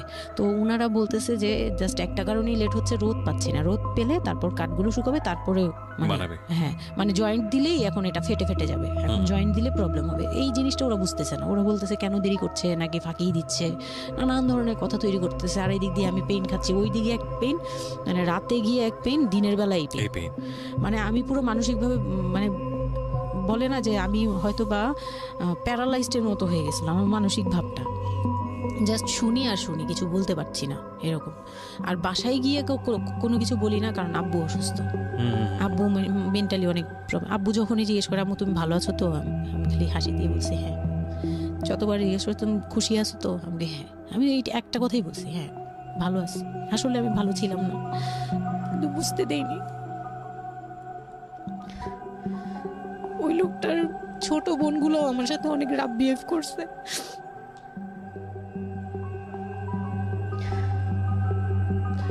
তো অনেক রুডলি আচরণ করেছে। আর ওনার যে ছোট ভাইটা ছিল, মানে আমার যে মেজো ভাই যেটা আর কি, ওনার আগে যেটা বিয়ে করেছে, তো ওনার ওয়াইফ ছিল আমার অনেক বছরের বড়, কারণ তাদের বিয়ে হয়েছিল 12 বছর আগে। আমার বিয়ের 12 বছর আগে তার বিয়ে হয়েছিল। আমি যখন বাড়িতে বেড়াতে আসতাম তখন মানে ভাবি রাতে খাওয়া দাওয়া এরকম, আমি ভাবি বলেই ডাকতাম, কিন্তু সম্পর্কে আমি বড় যা। কিন্তু উনার প্রায় উনাকে আমাকে একসাথে কোথাও দেখলে কেউ বলতো যে তোমার মেয়েটা, মানে এভাবেই বলতো। তো ওই দিক থেকে উনার একটু, এটা জেলাসি বলবো না, এটা হয় আসলে, এটা নর্মাল একটা ব্যাপার। কারণ একটা উনি অনেক এজ হয়ে গেছিল, উনি নিজের জায়গা থেকে নিজেকে একটু দুর্বল মনে করতো। আমাকে এমনিতে সাপোর্টও দিত, আবার অনেক সময় দেখে কিন্তু পেইনও দিত, অনেক পেইন দিত। কিন্তু আমি ওই সময়টাতেই কেন জানি আমি ছোট থেকে এই জিনিসগুলো বুঝতে চেষ্টা করি যে কেউ আমাকে কেন জেলাসি করছে, কারণ তার মধ্যে কোনো দুর্বলতা আছে, আমার ওইটার জন্য মায়া হয়। আমার কখনো এইটা মনে হয় না যে সে কেন জেলাসি করবে, আমি তার সাথে এখন কোচাকুচি করবো, মানে এই টাইপের মেন্টালিটি আসে না আমার। কেন জানি মনে হয় এই জায়গাটা যদি শুধরানো যেত, তাকে যদি একটু বোঝানো যেত আমি তাকে খুব ভালোবাসি বা আমি তাকে কিছু হেল্প করতে চাই, এরকম মনে হতো। তো ওই দিক থেকে আমি কিচ্ছু বলতাম না, কিন্তু সে আমাকে খুব পেইন দিত, কথাবার্তা এটা সেটা। উনি অনেক সিনিয়র পার্সন ছিল, তো কোনো গেস্ট আসলে আমাকে কিভাবে ছোট করবে, কিভাবে আমাকে অপমান করা যায়, কিভাবে কি দিয়ে, এগুলো নিয়ে সবসময় ইয়ে করতো। ওই দিকগুলো খুব পেইনফুল ছিল। তো ওগুলো যখন শেষ করলাম, মানে আমার যাকে বলতাম মাঝে মাঝে দুই একটা কথা, এগুলো নিয়ে সে আবার মানে মানে এখানে সেখানে বলে আরো ব্যাপারটাকে বড় বানাতো। তো আমি তখন বুঝতাম না, এখন বুঝি। তো এর মাঝখানে হলো কি, আমি প্রেগনেন্ট হলাম। না, বিয়ের 1.5 মাস পরে আমি হচ্ছে কক্সবাজার যাব। আচ্ছা। আমার হাজবেন্ড বলতেছে যে ঈদ চলে আসছে, তুমি ঈদের মধ্যে কিছু না নিয়ে আসো, ঈদের পরে আমরা কক্সবাজার যাই, এখানে কোনো খরচ টরচ যাতে আমাদের না হয়, হ্যাঁ, এই জন্য আমরা কিছু কিনবো না। আমি বলছি আচ্ছা ঠিক আছে। তো তখন হচ্ছে বসুন্ধরা সিটি মার্কেটটা হচ্ছে নতুন হয়েছে। তো উনি বলতেছে আমরা বসুন্ধরা সিটিতে যাব শপিংয়ে, কিন্তু উনি যেটা বলতেছে যে আমার মানে বসুন্ধরা সিটিতে যাবে, কিন্তু আমাকে যে কিছু কিনে দিবে না এটা আমি জানতাম না। তো ওনার সাথে আমি গেলাম, প্রায় 20 থেকে 25 হাজার টাকা শপিং করলো। ওগুলা হচ্ছে সব ওনার বোন জামাই, বোনের বাচ্চা কাচ্চা, মানে ফ্যামিলির জন্য আর কি, ভাই বোন। আমিও পছন্দ করে করে কিনলাম সবার জন্যই যা যা লাগে। কেনাকাটার পরে আমি তো তখন ছোট মানুষ, তখন তো আমার 13-14 বছর বয়স। তো আমি কখনো এমন হয়নি যে আমি ঈদে জামা কাপড় নিইনি বা জামা কাপড় নতুন জামা কিনিনি, এরকম কখনোই হয়নি। তো ওইটা আমার বিয়ের first Eid.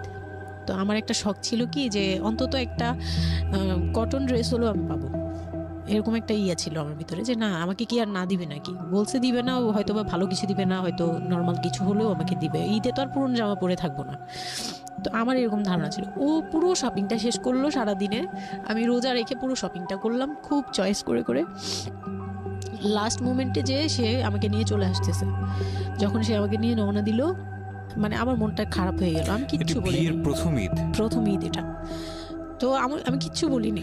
Such a idiot, মানে নাথিং টু সে, মানে স্পিচলেস টোটালি। হ্যাঁ, পরে উনি কিচ্ছু কিনে দিল না আমাকে, তখন আমি না মনটা খারাপ হলো আমার, কারণ স্বাভাবিক এটা। আমার এখনকার বয়স হলে হয়তো হাইড করতে পারতাম, আমি এখনো পারি না। সত্যি কথা বলতে আমি কখনোই নিজেকে হাইড করতে পারিনি, এখন তো, তখন তো আরও পারতাম না। তো উনি আমাকে করলো কি যে আসার সময় বলতেছে যে একবারে নিচে, তখন বলতেছে তোমার কি মন খারাপ? আমি বলছি যে না,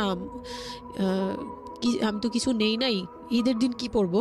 তো বলতেছে তোমার তো অনেক ড্রেস নিয়ে আসছো, ওগুলা থেকেই পরো, ওগুলাই তো এখনো পুরোনো হয়নি, এখন দরকার কি আছে কেনার? বলে তারপরে চুড়ি দেখলো, চুড়ি দেখে আমাকে 2 মুঠ চুড়ি কিনে দিল 200 টাকা। এই ছিল আমার ঈদের মানে ফার্স্ট অ্যান্ড লাস্ট, এইটাই ছিল আমার শপিং, আর কোনো কিচ্ছু কিনে দেয়নি সে আমাকে। তো বাসায় আসলাম, বাসায় আসার পরে তার ভাই বোনরা বলতেছে যে সবার জন্য কিনছেন, ওর জন্য কিছু নেন নাই। সে আমাকে মানে তার ফ্যামিলি থেকে আমাকে সেভ করবে কি, সে আমাকে বরঞ্চ বলতেছে যে ওরে কি কিনে দিব, ওর বাসা থেকে আমারে কি দিছে যে আমি ওকে কিনে দিব। তখন আমি বুঝলাম যে ও আচ্ছা, সে কিনে দেয়নি। হ্যাঁ, তো আমি আর বাসায় কিন্তু কিছু বলিনি বা বাসায় যাইও নাই। এর মধ্যে বাসা থেকে আসলে সামর্থ্য কি ছিল আপনার ফ্যামিলিকে, মানে কিনে দেওয়া হয়েছিল কি ঈদের প্রথম দিন জামাইকে কিছু কিনে দেওয়া বা এরকম কোনো কিছু? হ্যাঁ, এটা করেছিল চান রাতে, একবারে লাস্টের দিকে। আর আপনাদের শপিংটা হয়েছে তার আগে। তো সে এটা বলে ফেললো প্রায় 20 রোজার পরে এই ঘটনা আর কি। তো একবারে চাঁদ রাতের দিন আমার ভাই আর কি একটা পাঞ্জাবি গিফট করলো তাকে, আর সে আমাকে আর কিছুই দিল না। হ্যাঁ, সে ভাবতেছে যে আমি বুঝি বাসায় জানানোর পরে তখন এটা করছে। হ্যাঁ, তখন গিয়ে আরো খেপে গেল যে আমি নাকি বাসায় জানাইছি, তাকে ছোট করলাম এই জন্য। কিন্তু আসলে মানে সত্যি কথা বলতে যে আমি কিছুই বলি নাই, আমার মুখ দিয়ে তখন কথাই আসতো না, আমি ম্যানেজ কি করব, আমার তো কিছুই মাথায় থাকতো না তখন আমি তো পুরো মেন্টালি একটা ইয়েতে ছিলাম। তো আমার এমনও মনে হয়েছিল তখন, মানে ওই মাসখানিক যে সে আমাকে ওই ফিজিক্যাল টর্চারগুলো করতো, তখন আমার এমনও মনে হয়েছিল যে আমি এক কাজ করি, বের হয়ে কোথাও চলে যাই, মানে অজানার উদ্দেশ্যে কোথাও চলে যাই। যদি আব্বুর এই অবস্থা না থাকতো হয়তো আমি করতাম এটা। সত্যি কথা বলতে একমাত্র আব্বুর কথাটা যখন মনে আসছে, চোখে ভাসছে যে আমার আব্বু তো মরে যাবে, তখন গিয়ে আর এটা করতে পারিনি, নয়তো ঠিকই আমি বের হয়ে যেতাম। তো ঈদ আসলো, ঈদের পরের দিন কক্সবাজারের উদ্দেশ্যে রওনা দিল। আর তার একটা অভ্যাস ছিল যে মানে সে কিছু দিলে বা করলে বা আমার জন্য যদি সে 2 টাকাও খরচ করতো, এটা খুব হাইলাইট করতো, সবার সামনে তুলে ধরার জন্য চেষ্টা করতো। কক্সবাজার যাবে, সে খুব মানে ঢোল পিটাচ্ছে যে আমাকে নিয়ে কক্সবাজার যাচ্ছে, কিন্তু শপিং করে দেয়নি, এটা আবার হাইক করতেছে। আচ্ছা, যাই হোক, ওই সব বলতে গেলে শপিং এর টাকা সেভ করে আমাকে কক্সবাজার নিয়ে যাচ্ছে। তো গেলাম কক্সবাজারে, সেখানে গিয়ে আরেক ধাক্কা খেলাম যে কক্সবাজার যাওয়ার পরে প্রথম রাত মোটামুটি ভালো ছিলাম, পরের দিন সকালে সে আমার সাথে মানে এমনভাবে মানে ফিজিক্যাল রিলেশন করতে চেয়েছে যেটা সম্পর্কে আমি অবগত ছিলাম না, মানে আমি জানতাম না যে এরকম কিছুও হয়। তো এক সময় সে আমার হাত পা জোরাজোরি করে ধরে, মানে প্রায় হাত পা বাঁধার মতো জোরাজোরি করে সে আমার সাথে ওই রকম কিছু করতে চায়। তখন আমার মানে আমি খুব বাধা দেওয়ার পরে বা চিল্লাচিল্লি করার পরে সে আমার গায়েও হাত তুলে 2-3টা চট থাপ্পড় দেয়।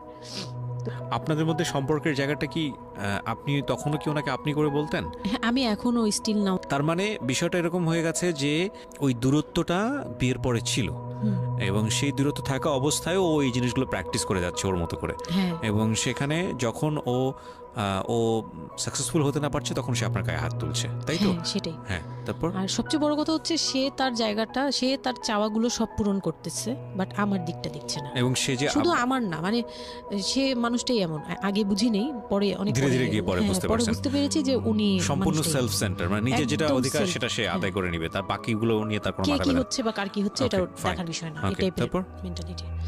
তো এইগুলো করার পরে আমার মানে খুব পেইন হলো, আমার খুব কষ্ট হলো যে আমি কবে ঢাকায় যাব, একটা পেইন। ওটা কি জীবনে প্রথম কক্সবাজার যাওয়া? হ্যাঁ, ওইটা আমার লাইফে ফার্স্ট। চিন্তা করে দেখুন, এক ধরনের হানিমুনি বলা চলে ওদের জন্য। হানিমুনি করা হয়েছিল, কিন্তু ওটা আমার জন্য হানিমুন ছিল না, অন্য কিছু ছিল। আচ্ছা, খুব পেইনফুল ছিল। ওকে, যাই হোক, আমি খুব ভয়ে ছিলাম যে এখানে আমাকে মেরে ফেললেও কেউ জানবে না, এরকম একটা ফিল ছিল আমার ভিতরে।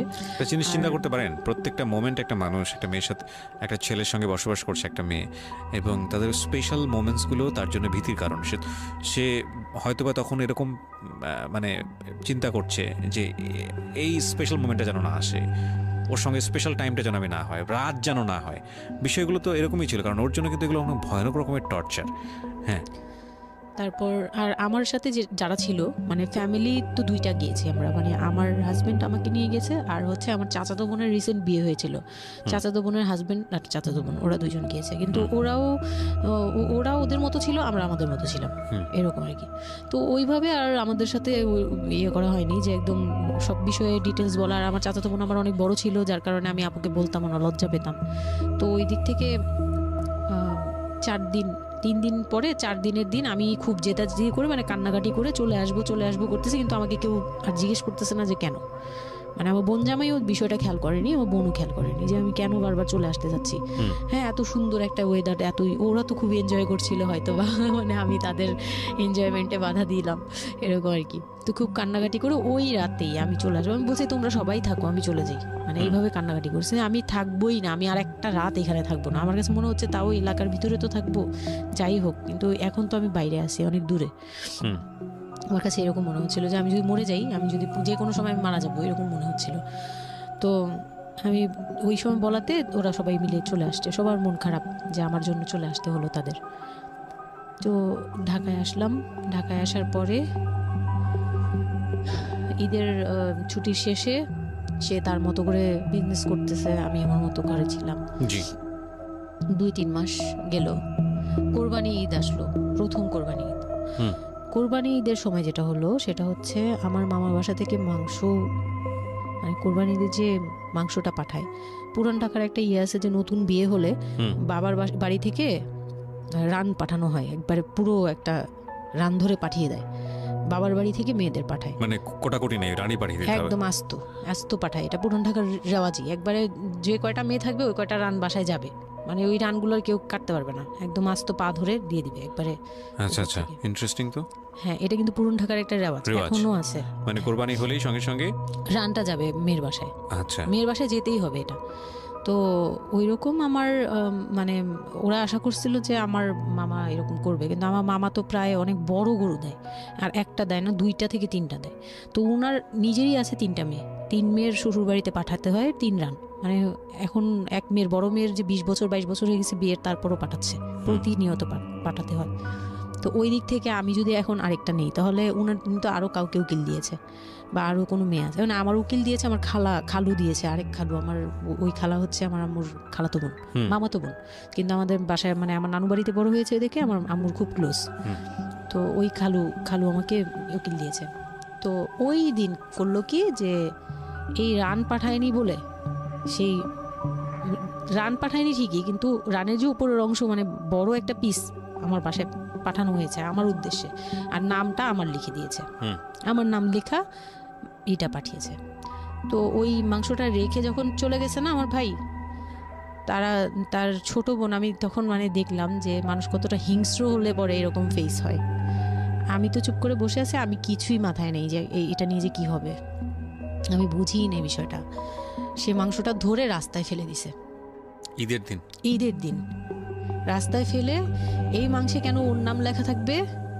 তাহলে এই যে আমরাও তো ভাগ্নি, মানে আমরাও ভাগ্নি, আমাদের বাড়িতে আমার মাংস আসছে, ওর নাম দিয়ে আসছে, তাহলে রান আসলো না কেন? দোষ হয়ে গেছে, এটা খুব বড় অন্যায় হয়ে গেছে। ভয়ানক। আমি ভয়ানক বলছি কারণে যে আমাদের সমাজে কিছু কালচার আছে যেগুলো আসলে মেয়ের বাড়ি থেকে পূরণ করা হয়, ধরে নেওয়া হয়, বা ছেলের বাড়ি থেকেও। সেটা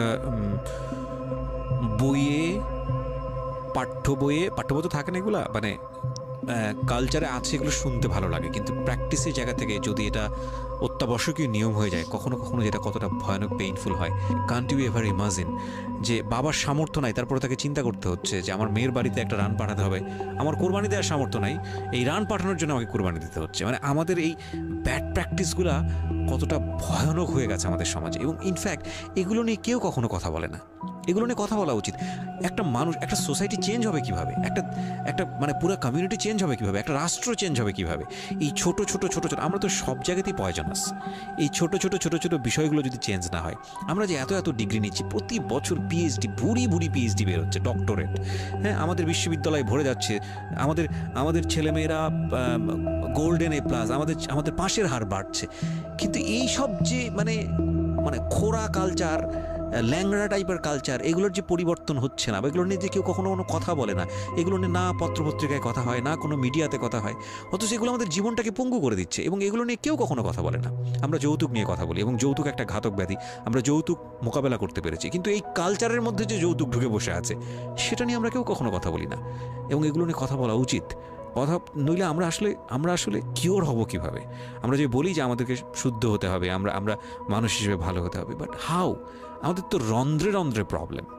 সো প্রবলেমটাকে প্রবলেম বলা উচিত, অ্যাটলিস্ট কাউকে না কাউকে তো স্পিক আউট করতে হবে, এবং স্পিক আউট করলে তাহলে এই প্রবলেমগুলো সামনে আসবে, এবং সামনে আসলে এগুলো নিয়ে কিওর নিয়েও মানুষ কথাবার্তা বলবে। আমি তো জীবনে কোনোদিন শুনিও নাই, আমি জানি না পুরান ঢাকার এই কালচার যে মেয়ের বাড়িতে রান পাঠাতে হয়, এটা এখনো আছে, এবং এটা নিয়ে মোটামুটি মারামারি বাঁধার মতো অবস্থা। হ্যাঁ, এটা নিয়ে মানে এটা কোনোভাবেই মিস করা যাবে না, এরকম অবস্থা। তো আমার বাসায় কিন্তু রান আসছে, আমার বাসায় পরে রান আসছে। ওইটা ছিল ঈদের দিন। হ্যাঁ, ঈদের দিন তারা আমাকে খুব খুব ব্যাডলি কথা শুনেছে আমাকে সামনে বসিয়ে রেখে, মানে 4-5 ভাই বোন একসাথে বসে যেরকম মিটিং, মনে হয় আমি অনেক বড় একটা পাপ করে ফেলছি তার ভাইয়ের কাছে বিয়ে হয়ে। আমার পাপ হয়েছে যে আমি নাকি তার ভাইকে কিভাবে ভুলিয়ে ভালিয়ে, আমি তখন ভুলাবো কি, আমার তো ভালানোর প্রশ্নই আসে না। আমি তখন মনে মনে মানে হাসিও পাচ্ছে, আমি অবাক হচ্ছি যে এগুলো কি বলতেছে, আমি নাকি তাদের ভাইকে হাত করেছি, এই টাইপের কি কথা বলতে, মানে আমি এখন বলতে পারবো না বুঝিয়ে। তো এগুলো বলছে, তো আমার কাছে খুব মনে হচ্ছে যে আমি কান্না করতেছি, খুব কান্না করছিলাম। তো কান্না টান্না করার পরে আমার যে হাজবেন্ড ছিল সে কেমন একটা লোক যে সে এটাও বললো না যে মাংসটা তুলে নিয়ে আসি, এটা তো একটা মানে বলতে গেলে কোরবানি দেওয়া হয়। আপনার শ্বশুর বেঁচে ছিল না? না, আমার শ্বশুর শাশুড়ি দুজনই মারা গিয়েছে। তো তার মানে ওই পরিবারের মূল হর্তাকর্তা হচ্ছে আপনার হাজবেন্ডই? হ্যাঁ। আচ্ছা। তো তখন সে ওই মাংসটা নিয়ে আসলো না, ভাই বোন ফেলে দিছে, সেও তাদের সাথে তাল মিলাচ্ছে, কিন্তু আবার আমাকে সরাসরি কিছু বলছে না। কুকুর কামড় দরকার, কারণ পুরান ঢাকায় তো কুকুরের অভাব নেই রাস্তাঘাটে, আমি যেটা দেখি। না, ওইগুলির ভিতরে নাই, ছিল না, ওইগুলিতে ছিল না, থাকলে হয়তো। আর এগুলো করলে তো আপনাদের যে কালচারটা, সেটা হচ্ছে পুরান ঢাকায় একটা জিনিস খুব ভালো লাগে, একটা ফ্যামিলির খবর আরেকটা ফ্যামিলি জানে, যে এই ফ্যামিলির পরিবারে কি হচ্ছে, এই পরিবারে কি হচ্ছে। আশপাশে তো খুব মানে ওরা তো খুব লাগানো বাড়ি ঘর, তো সবাই শুনে, এক দেয়াল দুই বাড়ি। তার মানে এগুলো নিয়ে কত কানাঘুষা তো হচ্ছিল নিশ্চয়ই। পুরো এলাকা, আমি যে কি পরিমাণ মানে লজ্জা, মানে অনুতাপ, আমাকে মানে এমন বানিয়ে ফেলছে যে আমি ওই বাড়িতে শুধু ক্লাস 9-এ পড়ুয়া একটা মেয়ে, যেখানে তার মানে রঙিন স্বপ্ন নিয়ে ডানা মেলে বাঁচার কথা, এবং ঢাকাতে বড় হয় একটা মেয়ে, ক্যান্ট ইউ এভার ইমাজিন? সেই মেয়েটার ঈদের সময় আমরা সাধারণত দেখি যে সকালে একটা ড্রেস পরবে, দুপুরে একটা পরবে, রাতে একটা পরবে, বান্ধবীদের সঙ্গে ঘুরে বেড়াবে, এবং মানে পাংখা যেটাকে বলে ওইরকম একটা এইজ। সেই সময়টাতে তার মাংস নিয়ে টানাটানি শুরু হয়েছে, এবং তার বাড়িতে মাংস আসলো কিনা সেটা নিয়ে টানাটানি শুরু হয়েছে, এবং সে মহল্লায় বেরোতে পারছে না নিজের মুখ, এবং এভরি নাইট তার উপরে ফিজিক্যাল টর্চার। এবং ক্যান ইউ এভার ইমাজিন যে আমাদের সমাজের মেয়েরা, নারীরা কতটা সহ্য করে? কেউ সুবিধাভোগী অফকোর্স, কিন্তু ম্যাক্সিমাম ফেসটাই হয়তো বা এরকম। এবং এই জন্য নারী নির্যাতন বলে যে শব্দটা না, আসলে এটার যে ব্যাপ্তি, মানে এটার যে কতটা ভায়োলেটিভ হতে পারে, এটার ভেতরে না ঢুকলে আসলে বোঝা যায় না। তারপর কি হলো? তারপর ওই দিন গেল, ওই মাংসটা আমার ওই যে মেঝো দেবর, যে উনি আবার একটু অন্যরকম ছিল, উনি পড়ালেখা করেনি, উনি খুব রাফলি কথা বলতো, উনি জুতার ব্যবসা করতো। তো এমনিতে মেন্টালিটির দিক থেকে বলতে গেলে অনেকে থাকে না যে পড়ালেখা না করেও শিক্ষিত, অনেকে এরকম থাকে, কিন্তু মানে সে পুরোপুরি মানে শুদ্ধ ভাষায় কথা বলতে পারে না, যে একটা লোক খুব ঢাকাইয়া ভাষায় পুরোপুরি গালাগালি, বলতে গেলে প্রত্যেকটা কথার আগে পিছনে একটা করে গালি থাকে এরকম। কিন্তু তারপরেও না, তার মেন্টালিটি আমার ভালো লাগতো। ইভেন নাও আমি এখনো চিন্তা করি যে আমার ওই ভাইয়া অনেক ভালো, হ্যাঁ, ওই দিক থেকে। তো উনি এসে এরকম দেখে বাসায় মাংসটা নিয়ে এসে রেখে তারপর খুব গালাগালি করে, খুব বাজেভাবে ভাই বোনদের বললো যে তোরা আসলে মানুষই না, তোরা মানুষ হইলে এই ধরনের এই সিচুয়েশনটা ক্রিয়েট করতি না। মানে উনি ওনার মতো করে বলছে গালাগালি করে, যে এইরকম মানুষ করে, তোরা কি ছোট লোক, জীবনে কি কখনো এগুলি দেখোস নাই, বা এগুলো কি কখনো খাস নাই, বা এখনো কি পাস না? এরকম করার কি আছে? ওর বাসা থেকে আসলে খাবি? এরকম মানে এইভাবে খুব বাজে 2-4টা কথা বলছে। তারপর তারা গিয়ে ঠান্ডা হয়েছে, আর আমার বলতেছে তুমি এখানে বসে বসে ওদের দৃশ্য দেখতেছো কেন, তুমি উপরে যাও। তখন তার বউর আবার একটু জেলাস হলো যে আমার প্রতি তার কেন মানে ওই দিক থেকে আবার মানে ওইটা ওইভাবে দেখলো না যে ভাই হিসেবে বোনকে সেভ করলো, এরকম না। আমি কিন্তু এইভাবে নিয়েছি যে মনে হচ্ছিল যে আমার বড় ভাই, এটা ওদের ভাই না, আমারই বড় ভাই, আমাকে সেভ করলো। আমার কাছে এত ভালো লাগছে, আমি কিছু হলেই বলতাম ভাইয়ারে, যে বলতাম ভাইয়া দেখেন না আমার সাথে এটা বলতেছে, সাথে নেমে এই কে ওরে গালাগালি করছে, উনি তো গালাগালি শুরু করে দেয়, আর উনারে সবাই ভয় পেত। মানে আমার হাজবেন্ড ভাই বোনের সাথে তাল মিলাতো, আর উনি ছিল একটু ডিফারেন্ট। তো কিছু হলেই উনি বাসায় আসার অপেক্ষায় থাকতাম, উনি আসলে উনারে বলবো। একদম সিঁড়ি দিয়ে ওঠার সময়, নামার সময়, ভাইয়া আজকে আমার না এটা বলছে, এই সাথে ভালো হলে, মানে উনি মোটামুটি আমাকে সেফ রাখতো। আর ছোট যে দেবরটা ছিল, ও হচ্ছে একদম কোনো কথাই বলে না, চুপচাপ, ইয়েস নো কিছুই বলে না, চুপচাপ। সে আবার ছিল স্কুল টিচার, ওই পুরো ফ্যামিলিতে ওই এডুকেটেড ছিল, মাস্টার্স কমপ্লিট করা আর কি। ও একটা খুব ভালো সাইড বেছে নিয়েছে যে কথা বলে এখানে লাভ হবে না। না, হ্যাঁ, সে একদম চুপ, নিরপেক্ষ। কারণ তাদের সাথে বলতে গেলে ভাই বোনের সাথে দ্বন্দ্ব হবে, আমার সাপোর্টে যেতে গেলে একটা বাজে কিছু ক্রিয়েট হবে, আবার আমাকে বকা দিতে গেলে এটা অন্যায় হবে, সে ওটা বুঝতো। মানে আমি যা সবকিছু মিলে যেটা দেখলাম, যে এটার জন্যই সে চুপচাপ থাকতো। তো মানে উকিল মা যে ছিলেন আমার খালা, উনি কোরবানি দিয়ে পরের দিন রান পাঠাইছে, পরে এই রান পাঠানোর পরে আমার ওই যে মেজ দেবর যে ছিলেন তিনি তো আরেকটা দিল একদম, মানে আরেক ধোলাই দিল সবাইকে, ছোট লোক এখন বল যে ও বাসায় ফোন করে বলছে বা বাসায় গেছে, ও তো কালকে থেকে বাসায় যায়নি, ওর হাত তো ফোনও নাই, ফোন নিলে তোদের কাছ থেকে তো নিতে হবে, তখন আমার হাতে ফোন নেই, তো ও তো বাসায়ও যায়নি, এখন বল যে এটা ও বলছে তারপর ও পাঠাইছে, তোরা এত ছোট লোক কেন, মানে ভাই বোনরাই বলতেছে। তো ওরা তো আর কিছু, হ্যাঁ এটা পাঠানো তো এটা উচিতই, এটা ওদের উচিত, এই সেই এটা তেমন কিছু না, মানে সে তারা তারপরও ছোট হচ্ছে না, তারা মনে করতেছে এটাই করা উচিত ছিল, এটা না করলে আরেকটা কথা শোনাইতাম, এরকম বলতেছে উল্টা। তো এইগুলো করার পরে আমিও আর এগুলা মাথা থেকে ফেলে দিলাম, ভাইয়াও বলে টলে চলে গেল, আর আমার হাজবেন্ড যে ছিল সেও খুব খুশি, সে মানে আমার বাসা থেকে পাঠাইছে এই সেই। তো বিয়ের 4 মাস পরে মেইন পার্ট যেটা, যে আমি কনসেপ্ট করি, তখন আমি বুঝতে পারি না কনসেপ্ট এই 13-14 বছর বয়সে। হ্যাঁ, তখন আমি স্কুল যাতায়াত করতাম, রেগুলার না, আচ্ছা মাঝে মাঝে রেগুলার, মানে মাঝে মাঝে বলতে আমি চাচ্ছিলাম কি পড়াটা রানিং থাকুক, এক্সামগুলো দিব আর বাসায় থাকবো, আর বাসা থেকে যখন স্কুল ড্রেস পরে বেরোতাম আমাকে সবাই মিলে কি যে বলতো, মানে বলার মতো না, এগুলো অকথ্য ভাষা বলতে গেলে, যে মানে নোংরা কথা বলতো। তো যাই হোক, ওগুলো আমি কানেও নিতাম না, আমি বলতাম না আমি স্কুলে যাব, আর যেহেতু বিয়ের সময় বলছে যে ওরে পড়াশোনা করতে দিব, আমার হাজব্যান্ড এগুলো বলছে, ও না ও স্কুলে যাবে আসবে সবই করবে, পরে গিয়ে বলে কি তুমি বাড়ির বড় বউ, তুমি যদি স্কুল ড্রেস পরে স্কুলে যাও কেমন দেখা যায়, আমি তো বোরকা পরতাম, তো বলে না স্কুলে গিয়ে তো তোমার বোরকাটা খুলতে হয়, অ্যাসেম্বলিতে দাঁড়াও, ওই যে পিটি করো তোমরা, এগুলো তো আশপাশ থেকে দেখা যায়, এলাকার ভিতরে স্কুল, আমার অসম্মান, এটা তার অসম্মান। উনি পড়াশোনা করেছেন আপনার হাজবেন্ড? না, উনি ক্লাস 5 পর্যন্ত পড়ে আর পড়াশোনা করেন। রাইট, ওনার জন্য অসম্মানই হবে এটা। আমি ক্লাস 5 পড়ুয়া যারা আছেন বাংলাদেশ, তাদের সবার প্রতি রেসপেক্ট রেখে বলছি, ক্লাস 5 না, এনার ডিগ্রি পাস করা এরকম অনার্স মাস্টার্স পড়ুয়া এরকম অনেক ছেলে মেয়ে আছেন যারা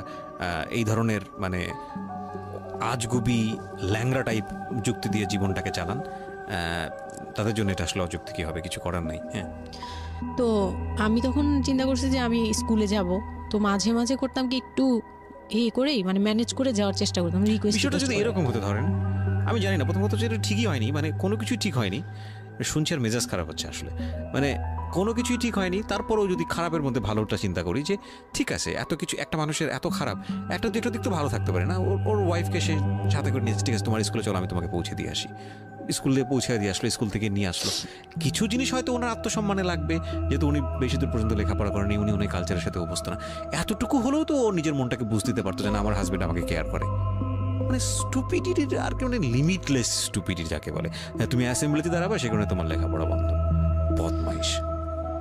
তারপর স্কুল বন্ধ করে দিল, না তখন আমি কনসেপ্ট করি, আমি বুঝতে পারিনি, আমার তখন টেস্ট পরীক্ষা চলছে স্কুলে, তো পরীক্ষা দিতে দিতে আমার মানে শারীরিক পরিবর্তন খেয়াল করলাম, যে আমার বমি লাগতেছে খুব, মানে বইয়ের দিকে তাকাতে পাচ্ছি না, খাতার দিকে তাকাতে মানে মাথা কেমন করতেছে, তখন ক্লাস 9-এ। তখন আপনি জানেন আপনি কনসিভ করেছেন? না, তখনও মানে এইটার সিমটম ফার্স্ট। তো এইরকম হওয়ার পরে রাতে 11:30-12টার দিকে আমি না খুব গড়াগড়ি করে কান্না করতেছি, জোরে জোরে, মানে খুব গড়াগড়ি করে জোরে জোরে কান্না করতেছে, আমার মাথায় নেই যে কে শুনতেছে কে না শুনতেছে এরকম। তো এটা দেখে তার বোন, যেটা বিয়ে হয়ে গেছে, সে আবার ছিল বাসায়, তো সে দেখে বলতেছে, সে আবার মানে খারাপ লাগছে তার কাছে, বলে চলো এক্ষুনি তোমার নিয়ে হসপিটালে যাব। হ্যাঁ, ওর কি হইলো হঠাৎ করে, কি খাইছিলা তুমি, কি উল্টাপাল্টা কিছু খাইছো কি না, সেই বলছি না আমার কেন জানি অনেক পেট ব্যথা করতে, আমি পারতেছি না সহ্য করতে, পেট জ্বলতেছে আমার খুব। তো নিয়ে গেল ডাক্তারের কাছে, তখন ডাক্তার আমার নার্ভস দেখে বললো যে she is pregnant, but 100% confirm করতে পারবেন আল্ট্রাসাউন্ড না এমনিতে, তবে উনি আর কি ওনার মতো করে বলছে। আর তখন টেস্ট দিল একটা, যে রাতে নিয়ে যান, ইউরিন টেস্ট টাইপের একটা কিছু বাসায় করা যায়, ওই টাইপের একটা টেস্ট দিল, তো ওইটাই করলাম। বাসায় এসে করার পরে পজিটিভ আসছে, যেভাবে বলছে ওইভাবে করছি, করার পরে পজিটিভ আসছে। How do you feel? Positive আসার পরে মানে আমার কাছে যেটা মনে হচ্ছিল, যে আমি মানে এতটা খুশি হয়েছি, আমি কিন্তু বিয়ে নিয়েও খুশি না, আমার মনে হচ্ছে এটাই আমার অ্যাচিভমেন্ট লাইফের। আচ্ছা, এতটা খুশি হয়েছে আমি বলতে পারবো না কেন। এটা আসলে ন্যাচারালি আল্লাহ হয়তো প্রত্যেকটা মেয়ের মধ্যে এই বিষয়টা দিয়ে দেন, যে নইলে আসলে মা কেন, মানে মা তো মাই, এটা আসলে আল্লাহ গিফটেড অফকোর্স। দেখেন এরকম একটা ডিফিকাল্ট সিচুয়েশনের মধ্যে, যেখানে 13 বছর বয়সে ওর আসলে এই জিনিসটা ফিল করার কথা না, সেখানে ও ফিল করতেছে, এটা কিন্তু লজিকলেস ফিল, এবং এই ফিলটা সম্পূর্ণই ন্যাচারাল। ওকে, আমার কাছে তখন মনে হচ্ছিল কি যে আমার পেটে একটা জীবন্ত কিছু আছে, মানে এইরকম ফিল হচ্ছে। আর আমি এটাকে মানে একটা কিউরিওসিটিও, যে দেখি তো কি হয়, কতদিন পরে কি হবে, মানে এটা আস্তে আস্তে বড় হবে, এটা কি করবে পেটে, এটা কিভাবে আসবে, মানে দুনিয়াতে কিভাবে আসবে, এটা এইগুলোও জানি না আমি, যে মানে এটা বড় হলে পরে এটা যে কিভাবে দুনিয়াতে আসবে। You feel like it's a game, একটা কোন একটা খেলা, খুব মজার একটা খেলা, যে আমি একটা কিছু পাইছি, এটা নিয়ে থাকা যাবে এখন, এরকম মনে হচ্ছিল তখন। খুব মানে খুব কেন জানি খুব আনন্দ, মানে মা হওয়ার ফিল না, কিন্তু এটা মা হওয়ার ফিল না, কিন্তু কিউরিওসিটি জায়গা থেকে কিছু একটা আছে আমার সাথে, আমি এটা নিয়েই থাকবো এখন, মানে আমি একটা কিছু পাইছি এখন, আর আমি একা না, এরকম মনে হচ্ছে।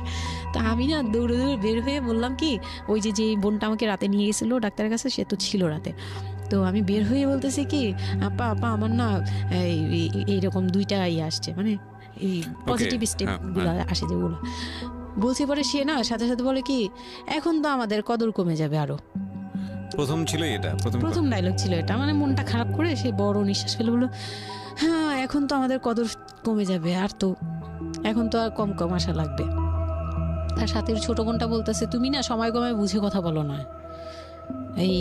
এইগুলো তো বুঝতে হবে, মানে তাদের মতো করে তারা বলতেছে, যে পুরান ঢাকার মানুষ যেভাবে বলে ওইভাবে বলতেছে, যে এগুলো তো বুঝতে হবে যে এগুলো প্ল্যান করা, মানে আমি ইচ্ছা করে কনসেপ্ট করছি এরকম কিছু বুঝাইছে, কিন্তু আমি তখনও না এই জিনিসটা মানে ঘোলা আমি বুঝি নাই যে ওরা কি বলতেছে দুইজনে। তা আমি বলি যা মজা তাই বলুক, আমি আমার মতো থাকি। তা আমি দৌড় দিয়ে গিয়ে আমার হাজবেন্ডকে না বললাম, এই উঠেন না। আমি তখন পর্যন্ত কিন্তু তাকে খুশি হয়ে কিছু বলিনি, ফার্স্ট তাকে খুশি মনে কিছু বলতেছি। বিয়ের 4 মাসে আমি তাকে কখনো ডাকও দিইনি, তাকে কিছু বলিও নাই, বা আমি ওনাকে কোনো রিকোয়েস্টও করি নাই, কোনো আহ্লাদও করিনি। ফার্স্ট মানে মনে হলো যে আহ্লাদ করে বলি, যে জানেন আমি এরকম আসছে আমার। তো আমি কাকে বলবো, কাকে ওদের করে খুশি করতে পারিনি, যাই রে দেখি খুশি করতে পারি কিনা। যে তাকে ধাক্কা দিছি, সে ঘুম থেকে বিরক্ত হয়ে উঠলো, এই ধাক্কা কি করো কেন, কি হয়েছে? আমি তো মনটা ভেঙে গেলাম, কি যে আমি তো এরকম আমার পজিটিভ আসছে, দেখালাম যে এই যে এটা হলে না পজিটিভ হয়, রাতে পেট ব্যথা বলছিলাম না, তো ওইটার ইয়েতে এটা আসছে। তারপরে না চুপ হয়ে তাকায় আছে, বলে কি এইগুলা কি মানে বুঝলাম না।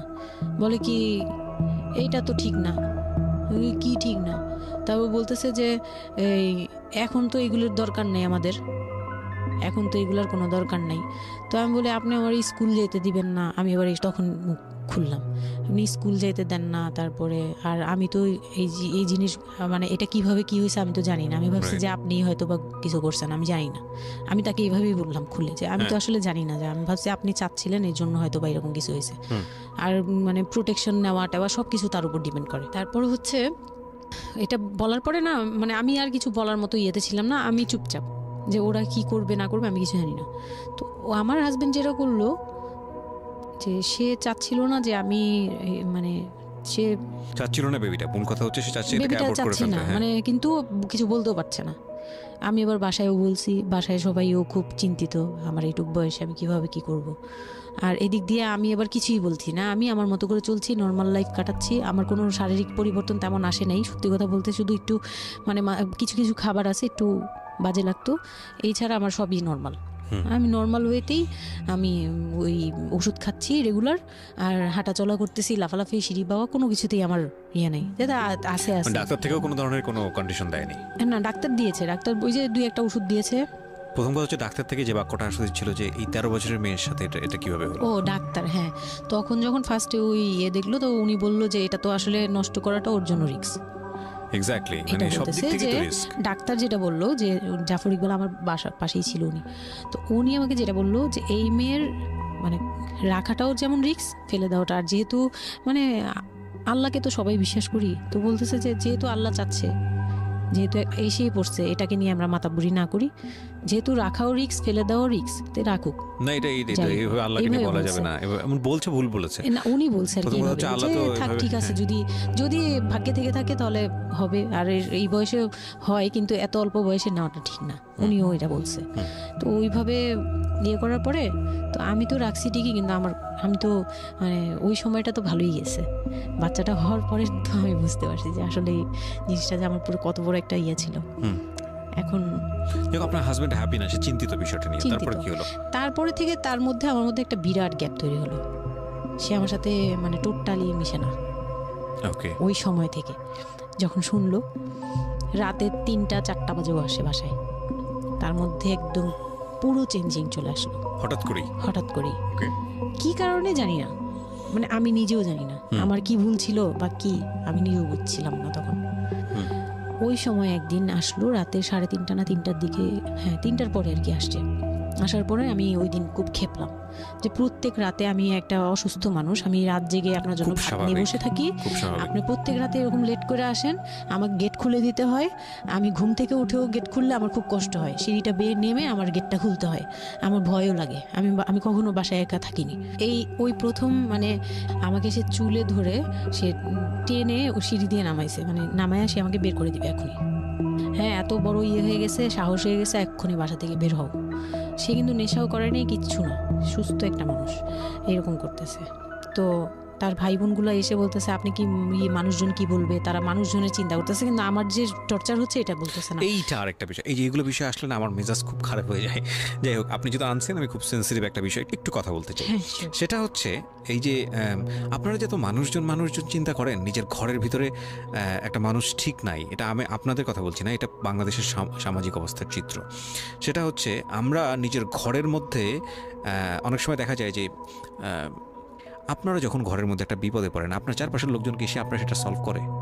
তো ফার্স্ট আপনি ঘরের কথা আগে চিন্তা করেন, আপনার মেয়ে কীভাবে ভালো থাকবে সেটার কথা চিন্তা করেন, আপনার ছেলেটা কীভাবে ভালো থাকবে সেই কথাটা চিন্তা করেন। এতে যদি আপনার দুর্নাম হয়ও কিছুটা, সেটা আপনার ওভারলুক করা উচিত। বরং আপনি যাদের কথা চিন্তা করে এই ছেলে মেয়েদের প্রতি খারাপ আচরণ করতেছেন, আপনার ছেলে মেয়ে খারাপ থাকার কারণে একটা সময় গিয়ে সেটা আউটব্রাস্ট হবেই।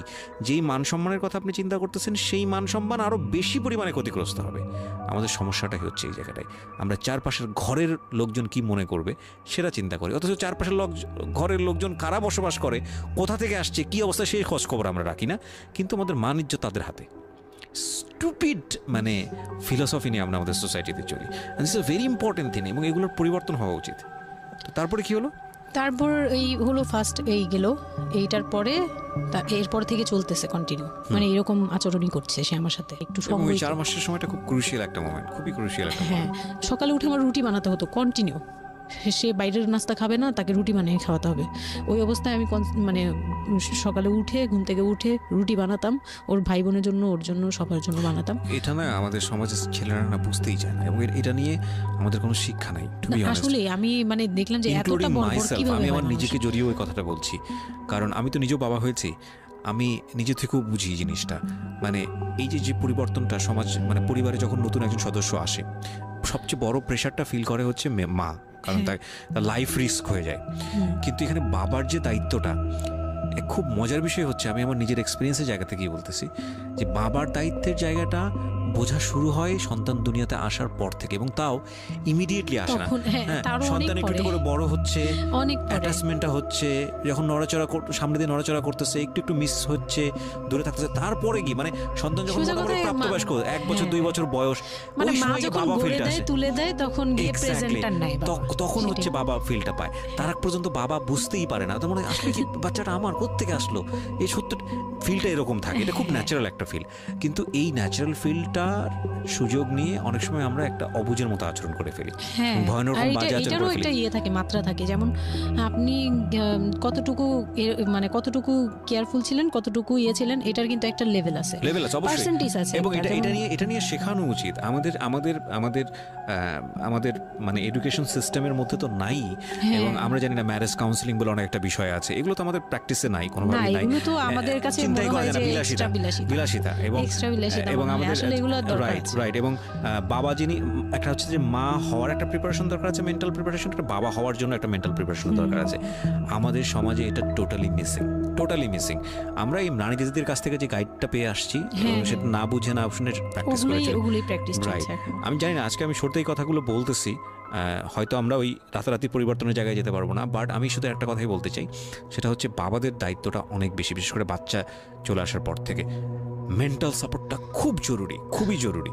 হ্যাঁ, এবং কারণ এটা একটা মেয়ের লাইফ রিস্কের প্রশ্ন, এবং আপনি জানবেন না যে সে আসলে কতটা ভয়ানক রকমের লাইফ রিস্কের মধ্যে রেখে সে একটা সুন্দর স্বপ্ন দেখে। তো ওই মানুষের পাশে কিছুই না, আপনি শুধু কোম্পানি দেন, এবং এই কোম্পানিটা তারা খুব মিস করে এই সময়টাতে। হ্যাঁ, এটাই ও বলার চেষ্টা করছে। তারপর হচ্ছে যে আমার বেবি হলো হসপিটালে যখন মেয়ে হলো, তো এই রুমটাতে ঢোকার পর্যন্ত আমি খুব ইয়েতে ছিলাম, মানে রুমটাতে যখন ঢুকি তখন আমি কান্না করছিলাম, খুব ভয় ছিল যে হ্যাঁ, তখন মনে হচ্ছিল যে আমি মরেই যাই নাকি এরকম মনে হচ্ছিল। আর আমাকে তো মানে অপারেশন করবে, তারাও ডাক্তার বলতেছে এই মেয়ের অপারেশন কি করব, আর এই মেয়ে নর্মালি কি বেবি দিবে। আমি বলতেছে এটা তো গ্রামগঞ্জ না, আপনারা কি করছেন। আমি তখন আরো শুকনা ছিলাম, তো আর এমনিতেও বয়সও কম ছিল, আবার শুকনাও ছিলাম, দেখতে আরো পিচ্ছি লাগতো। বলতো যে অনেক দুর্বল, তো ও তো মানে ঠিক মতো টেক কেয়ারও করেন নাই বাসায়। হ্যাঁ, বলতেছে একদম আমার এই হাতের মানে এইগুলো ব্রেনগুলো বুঝে যেত, এইগুলো বোঝা যেত, একদম হাড় গোড় বোঝা যেত। যখন অপারেশন করে, অপারেশনের 12 ঘন্টা পর আমার সেন্স আসে, প্রায় 12 ঘন্টা। মানে আপনার বেবি হয়েছে আপনি জানি না? পরে আমি যখন ঘুম থেকে সিজারিয়ান বেবি পরের দিন শুধু রাতে একটু টের পাই যে আমি আমার পাশে কেউ মানে ব্রেস্ট ফিড করছে, এটা ফিল পাইছি। শুধু মুখের দিকে তাকাতে পারিনি, চোখ খুলতে পারিনি, কিন্তু কেউ একজন আমার পাশে শোয়া, মানে আমার হাতের উপরে একটা বাচ্চা শোয়া, এইরকম ফিল পেয়েছি। আর এরপরে যে চোখ বন্ধ করেছি, একবারে সকালে প্রায় 11-12টার দিকে আমার ঘুম ভাঙছে। তখন তাকানোর পরে একটু পুরোপুরি ইয়েতে, তো আমাকে উঠিয়ে নিয়ে আমাকে ইয়েতে ক্যাবিনে দেওয়া হলো। ক্যাবিনে দেওয়ার পরে আমি বাচ্চাকে দেখি, বারবার চিন্তা করি যে এটা আমার মেয়ে, কোত্থেকে আসলো কিভাবে আসলো, আমি নিজেকে দেখি। তখন না আমার মাথায় এটাও ছিল না যে এটার বাবাকে, এটার ফুপুকে, এটার চাচাকে, হোয়াট এভার, আমার বাচ্চা এটা, মানে আমি এখনো স্টিল না, আমার বাচ্চা এখন ক্লাস 8-এ পড়ে, এখনো আমি তাকে বাচ্চা বলি। হ্যাঁ, তো ও আর আমি একসাথে হাঁটলে মনে হয় কি মানে ফ্রেন্ড আমরা এরকম। পর হচ্ছে ওই বাচ্চাটা হওয়ার পরে সে খেলে, আমার খুব ভালো লাগে, তাকে নিয়ে আমার সময় ভালো কাটে। আমার আর মানে ওর বাবার কথা মাথায় নেই যে এই লোক শুধু মানে এনে দিবে ঘরে, আমি রান্না করব, খাবো, ব্যাস ওই পর্যন্তই শেষ। আমার আর এর দরকার নেই, কাউরই দরকার নেই। আমার বাচ্চা নিয়ে আমি পুতুলের মতো খেলি সারাদিন। ওর বাবা অনেক সময় দেখা গেত, ওর বাবা তো রাতে 2টা-3টায় আসতো, আসার পরে যে খাওয়া দাওয়া করে ঘুমাবে। তো আমার তো ওই রুম ছাড়া কোনো ওয়ে ছিল না, ওই রুমে আমি হাঁটাহাঁটি করতাম, বাচ্চা কান্না করতো। একদিন এমনও হয়েছে সে আমাকে ঘর থেকে বের করে দিচ্ছে, আমি নাকি ইচ্ছা করে বাচ্চাকে কাঁদাই আর তাকে ঘুমাতে দেই না। হ্যাঁ, সে আমাকে রুম থেকে বের করে দিচ্ছে। তো রাতে এত রাতে বাসা থেকে যখন রুম থেকে বের করে দিচ্ছে, আমি সিঁড়িতে সারা রাত, মানে ওদের তো আর বারান্দাও নেই হাঁটার জায়গা। বাচ্চা কোথায় ছিল? বাচ্চা আমার কোলে, বাচ্চা তাওয়াল দিয়ে পেঁচানো আমার কোলে, সে কান্না করতেছে, আমি সিঁড়িতে বসে আছি। আর আমি যখন সিঁড়িতে বসছি, আমি জানি না কি কারণে বাচ্চার কান্না অটো থেমে গেছে।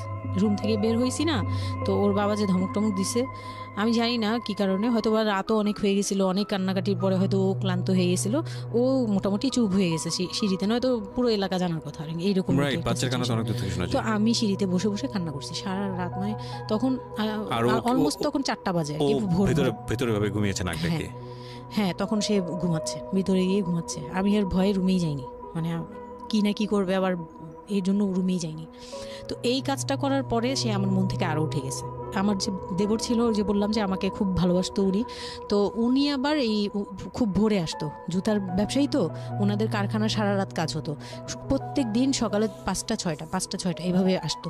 তো ঘন্টাখানিক পরে উনি যখন চলে আসছে, তখন আমাকে সিঁড়ি দিয়ে ওঠার সময় মানে গেট নক করছে, ওনার ওয়াইফ নামছে উপর থেকে, নেমে বলতেছে তুমি এখানে কেন? আমি বললাম যে এরকম আপনার ভাই ঘুমাতে পারে না, আমাকে বের করে দিচ্ছে। তো সেও খুব নর্মালভাবে নিল ব্যাপারটা, কিন্তু তার ভাই যখন গেট খুলে দেখলো যে আমি জেগে আছি আর ওটা নিয়ে সিঁড়িতে বসছি, তখন সে গালাগালি করতেছে, শালা।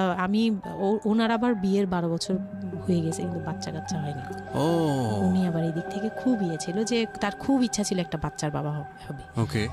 এই তো আমার কোল থেকে বাচ্চাকে নিয়ে বলতেছে, তোমরা আসলে কেউ যোগ্য না, তুমি মা হওয়ার যোগ্য না, ও তো বাপ হওয়ার যোগ্য ছিলই না কোনোদিন, কিন্তু তারপরে তোমাদের ঘরে দিছে। মানে সে গালাগালি করতেছে, না আমি এতদিন ধরে ট্রাই করতেছি, আমি পাচ্ছি না, আর ওরে দিয়ে দিছে, ওর মতো একটা অপদার্থরে দিয়ে দিছে, মানে এরকম করে বলতেছে।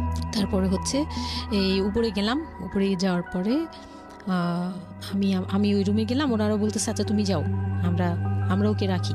ও ঘন্টাখানিক রাখলো, পরে ঘুমানোর পরে আমাকে আবার ডেকে দিয়ে দিচ্ছে বাচ্চাকে, যে ও ঘুমালে আমি দিয়ে আসবো, তুমি রুমে ওরে নিয়ে যেও না, ও আবার কান্নাকাটি করলে বড় ভাই রাগারাগি করতে পারে। তো ওইভাবে আমি আবার রুমে গিয়ে ঘুমালাম, পরে ওনারা দিয়ে গেছে। এই গেল একটা রাত। তারপর আমার বাচ্চাটা যখন 3-4 বছর হয়, মানে এইভাবে বাচ্চা কোলে আদর করতো, বাচ্চা নিত কোলে নিত না, বাচ্চা কোলে নিতে পারতো না। ও ছোট থেকে এত বুঝতো, মানে তার বাবা কি কি পছন্দ করতো কি কি পছন্দ করতো না ওগুলো করতো না, মানে খুব কেয়ারফুলি, আর এত শান্ত যে তাকে যে এখানে বসে থাকতে বললে সে 2 ঘন্টাও ওইখানেই খেলতে থাকবে, কিন্তু ওখান থেকে নড়বে চড়বে না। তো আমি চিন্তা করে দেখলাম কি আমি ইম্যাচিউর মাদার তো হয়তো বা সৃষ্টিকর্তা এর জন্যই আমাকে এরকম একটা ভেবে দিয়েছে যে ওই তোমাকে বুঝুক। ইভেন নাও মানে এখন যে ও এত বড় হয়ে গেছে তারপরেও আমাকে অনেক কিছু বুঝায়, মানে সে আমার চেয়ে ভালো বুঝে, আমি বুঝি। তো যাই হোক, ও যখন 3 বছর হলো, 3 বছর 3.5 বছর, তখনই আমি তাকে স্কুলে দিব। এডিট পার্ট আর 15 মিনিট আছে। আচ্ছা, সো সুইচ করেন, হ্যাঁ, মূল বিষয়গুলো আনেন। তো ওখানে হচ্ছে 3 বছরের কালে আমি ওকে স্কুলে দিলাম। স্কুলে দেওয়ার পরে আমি ওখান থেকে ওরে স্কুলে দিয়ে আমি নিজে ভর্তি হলাম ইয়েতে, ওপেন ইউনিভার্সিটি, মানে বুঝতে পেরেছি, উন্মুক্ত বিশ্ববিদ্যালয়। হ্যাঁ, ক্লাস 9-এ ভর্তি হলাম। তো ও পড়াশোনা করে, আমিও করি। বাসায় বা আশপাশের সবাই আমাকে নানান ধরনের কথা বলে যে মা মেয়ে একসাথে স্কুল ব্যাগ নিয়ে যায়, কেমন দেখা যায়। আমি বলছি যা মন চায় তাই দেখা যাক। আমার তখন আমি একটু ডেসপারেট, এটাই বলছিলাম যে এই ধরনের মেয়েরা সাধারণত জীবনের একটা পর্যায়ে গিয়ে মারাত্মক রকমের ডেসপারেট হয়ে যায়। এটা শুধু মেয়েরা বলবো না, মানুষ বলবো আমি। তো আমি নিজে ইংলিশ মিডিয়ামে পড়ছি, তো মানে খুব বেশি বয়সগুলো পার হয়, ভালো লাগে না। তো বাংলা মিডিয়ামে দিলাম। শিশু শ্রেণী থেকে 1-এ উঠে গেল 4 বছর বয়সে। এইভাবে করে সে উঠতেছে, মানে সে খুব ভালো রেজাল্ট করে। আমারও খুব মজা লাগতে লাগলো। আমি তাকে পড়াই, নিজে পড়ি। 2জন মামে মিলে ওকে স্কুলে দিয়ে দেখা যায় আমি আমার কোচিংয়ে যাই। আমি আবার কোচিং করা শুরু করলাম। তো সেও খুব মজা পেত যে তোমার ব্যাগ আর আমার ব্যাগ, মানে ওয়েট করতো। খুব মজার একটা সময় ছিল যে 2জনের টিফিন নিয়ে যাচ্ছি। তো আমরা খুব মজা করে এরকম ক্লাস করতাম। ওর বাবার মাঝখানে একটু জেলাসি হলো, মানে মাঝে মাঝে খুব জেলাসি করতো। তো এইগুলো নিয়ে একটা পর্যায়ে যে বিয়ের প্রায় 6 বছর বা 7 বছর কালে তার বাবা এমনভাবে একটা লোন করলো, 8 লাখ টাকার একটা লোন করলো। আমি এটা বুঝতে পারিনি, আমি তখন মাত্র এসএসসি পাস। রিপন? হ্যাঁ, 8 লাখ টাকার লোন। 8 লাখ টাকার লোন ব্র্যাক ব্যাংক থেকে। ওকে, 8 লাখ টাকার একটা লোন করলো। আমি তখন জুয়া খেলে একদম কঠিন, তখন সে চরম পর্যায়ে চলে গেছে। বুঝে গেছে যা হওয়ার। বলেন তারপরে? পরে গিয়ে সে কি হলো কি, 8 লাখ টাকার একটা লোন নিবে, এটার জন্য বোর্ড সিগনেচার নাকি লাগে। আমি এটা জানতাম না। বউয়ের সিগনেচার লাগে? হ্যাঁ, বউয়ের সিগনেচার লাগে, মানে গ্রান্টর হিসেবে একটা বিজনেসম্যান, বড় বিজনেসম্যান আর একটা বোর, মানে বড় বিজনেসম্যান বা একটা দোকান বা একটা বাড়ি ইয়ে লাগে। তো কেউ তো রেফারেন্স দিবে না তাকে। তো ওই এক দোকানদার ভাইয়া ছিল, বড় ভাই, মুরব্বি টাইপের, বড় ভাই বলতো উনি। ওই লোকটা দিছে সিগনেচার, আর আমার সিগনেচার না তো কোনো ব্যাপারই না, কারণ আমাকে যা দিবে আমি তাই। আমার কি বা আছে, আর আমার কাছে কি বা লিখে নিবে, মানে নাও একটা সিগনেচার দাও, তোমার কিছু হবে না, এটা জাস্ট একটা ফর্মালিটি, এভাবে বলছে। আমি সিগনেচার করে দিয়েছি। সেদিন তো আমাকে সে কি জানি খাওয়ালো, মানে আমাকে খুব ভুলায় ভালায় সিগনেচার নিয়েছে। তারপরে থেকে শুরু হয়েছে আমার মানে লাইফের সব, মানে আমি কত বড় ভুলটা করছি। তারপর থেকে সে নাই একবারে নাই। মানে সে বাসা ভাড়া নিয়েছিলাম এর মাঝখানে, এটা বলতে ভুলে গেছি যে আমার দেবর ননদের বিয়ে হওয়ার পরে ওই বাড়িটাতে, মানে ননদের বিয়ের জন্য ওই বাড়িতে হচ্ছিল না। পরে আমরা বাসা শিফট করে, মানে ওই বাসা ভাড়া দিয়ে অন্য একটা বাসায় ভাড়া গেছি, ফ্ল্যাট নিয়ে ভাড়া যাওয়ার পরে ওই ননদের বিয়ে হওয়ার পরে তারপরে আবার যার মতো আলাদা আলাদা রুম নিয়ে থাকা, মানে বাসা নিয়ে থাকা। তো আমাকে যে ফ্ল্যাটটা নিয়ে দিয়েছিল 1 রুমের ছোট্ট একটা ফ্ল্যাট, হ্যাঁ, ওই ফ্ল্যাটে ছিলাম। তো ওইখানে আমার এই যে সিগনেচারটা করায়, মানে ভাই বোন থেকে আলাদা হওয়ার পরে সে তার ভাই বোনকেও ভয় পেত এইসব ব্যাপারে। আচ্ছা, তো আমাকে তারা হাইড করছে যে সে জুয়া খেলে, যে এটা আমাকে বলেনি। তো আমি একদিন টের পাইছি কিভাবে, যে ঈদের দিন, মানে লাস্ট ঈদ, ওনার সাথে আমার লাস্ট, মানে লোনটা নেওয়ার আগ পর্যন্ত আপনি জানতেন না যে সে জুয়া খেলে? না, তখনও বুঝি নাই। তার আগে কিন্তু আমি এটা ধরছিও, কিন্তু ধরেও বুঝতে পারিনি। 8 লাখ টাকার যে ঘটনাটা, এটা থেকেই শুরু। মানে সে হচ্ছে এই 8 লাখ টাকার লোন নিয়ে চলে গেছে। 2 মাস 3 মাস একদম, মানে টোটালি নাম্বার বন্ধ, সব বন্ধ। তারপরে ওই পরের মাস থেকে তো লোনের যে একটা ইয়ে থাকে, ইন্টারেস্ট সহ, যে ওইগুলোর জন্য তারা বাসায় পর্যন্ত চলে আসছে। এসে আমাকে অপমান করতেছে যে আপনি সহজ জানেন, আপনি না জানলে এটা সম্ভবই না, আপনি জানেন, নয়তো আপনি সিগনেচার দিলেন কিভাবে, সিগনেচার কি না জেনে দিয়েছেন? তখন আমি কান্নাকাটি করে বলছি যে আমি আসলে এই বিষয়টা বুঝি নাই। তো ওনাদেরকে বলার পরে ওনারা বুঝছে যে আসলে ঘটনাটা এরকমই। তো প্রায় 6-7 মাস যাওয়ার পরে দেখি উনি আর আসেই না। তারপর আমি বাসা চেঞ্জ করে আমার বোনের সাথে বাসা নিলাম, রুম নিলাম। একটা রুম নিয়ে মেয়েকে নিয়ে খুব কষ্ট করে থাকি। আমি একটা জব নিলাম ভালো একটা কোম্পানিতে। তখন আমি এসএসসি পাস, তো এসএসসি পাশের সার্টিফিকেট নিয়ে একমাত্র মার্কেটিং সেলসে জব হয়, এছাড়া কিন্তু আর কোথাও ভালো জব হয় না। আমি খোঁজ খবর নিয়ে দেখলাম যে না, মার্কেটিং এর সেলসে যেহেতু জব আছে, তো ইউনিলিভারের খুব ভালো একটা পজিশনে জব নিলাম। সেলসে জব নিলাম পরে মোটামুটি 10-12 হাজার টাকার মতো স্যালারি ছিল, ওটা দিয়েই চলতাম। মেয়েকে নিয়ে বাড়ি ভাড়া দিতাম 4-4.5 হাজার। না, আমি তখন তারপর হুট করে একদিন আসছে, এসে তারপর দেখি ঘরে বসে থাকে, সারাক্ষণ ঘরে বসে থাকে। ব্যাংকের লোক আসবে শুনলেই বের হয়ে যায়, আর বের হয়ে আবার 2-3 দিন থাকে না, আবার আসে। মানে একটা কেমন খেলা, লুকোচুরি জীবন। হ্যাঁ, লুকোচুরি জীবন, বিজনেস শেষ, বিজনেস কিচ্ছু না। উনি থাকে, আমি রান্না করলে উনি খেয়ে চলে যায়। আর উনি যে খায়, মানে তখন জিজ্ঞেসও করে না যে মেয়ে খাইছে বা তুমি খাইছো কিনা, কিচ্ছু না। কেমন জানি মানে একটা মানে পশু টাইপের হয়ে গেছিল, মানে বলতে গেলে গরু ছাগল যেরকম থাকে ওরকম। সে আসে যায়, ব্যাস এই পর্যন্তই। তো সে একটা টিভি কিনছিল আমার বিয়ের পরের থেকে, সে কোনো কিছু কিনে নাই, একটা টিভি কিনছিল। লাস্ট মানে যে ছোট লোকি পানাটা করছে সে, যেদিন আমার সাথে, আমি তো তার সাথে ঝগড়াও যেতাম না, তর্কেও যেতাম না, কোনো ধরনের ইয়েতেই যেতাম না। মানে ওই লোকটা এরপরে যে লাস্ট কাজটা করলো, যেটার উপর থেকে মানে পুরোপুরি মন থেকে উঠে গেল, যে একটা টিভি ছাড়া তার ঘরে কোনো কিছু কেনা ছিল না, সব আমার করা। মানে আমার গহনা গাটি বলেন, যাই বলেন ছিল, যাই ছিল টুকিটাকি সব আমার নিজের করা। শুধু ওই টিভিটা সে কিনছিল নিজের টাকায়। সে যাওয়ার সময় মানে একদিন চিল্লাচিল্লি করলাম, মানে আমি আর সহ্য করতে পারছিলাম না, যে প্রত্যেক রাতে আসি, আমি ডাল ভাত যাই রান্না করি, অনেক সময় দেখা যায় ডালও নাই, চাল আছে শুধু, একটা ডিম নিয়ে আসছি, ভাজছি, ভেজে নিয়ে সামনে বসছি, সে খেয়ে উঠে গেল। মানে আমি আর আমার মেয়ে না খাওয়া, বাচ্চাটার জন্য সে মানে এরকম টাইপের, মানে নেশাখোররাও এর চেয়ে ভালো। আমার মনে হয় যে একটা এডিক্ট হলেও সেও চিন্তা করবে যে আমার বাচ্চাটা খাইছে, তো কিন্তু তার মধ্যে এই ফিলটা নাই। তো আমার একদম বিরক্ত হয়ে গেলাম এক পর্যায়ে। তারপর আমি বললাম যে আপনি আর কত এরকম করবেন, আপনি এরকম কেন শুরু করছেন, আপনি কি চান আসলে, আমাদের কাছে কি চান? তারপর সে বলতেছে যে আমার বোন আসছে, আমার বোনকে বলতেছে যে আমি নষ্ট হয়ে গেছি, আমি কি করে টাকা আনি, হ্যান ত্যান। বুঝতে পেরেছি, শেষ সম্বল আর কি, যা বলার আর কি। হ্যাঁ, পরে আমি তো আর আমার বোনও খেপছে, আমার বোন জামাইও খুব রাগা। হ্যাঁ, আপনারা আসলে ওরে ইয়া করতেছেন, লাই দিচ্ছেন, এই সেই উল্টাপাল্টা কথা বলে টলে সে চলে গেল।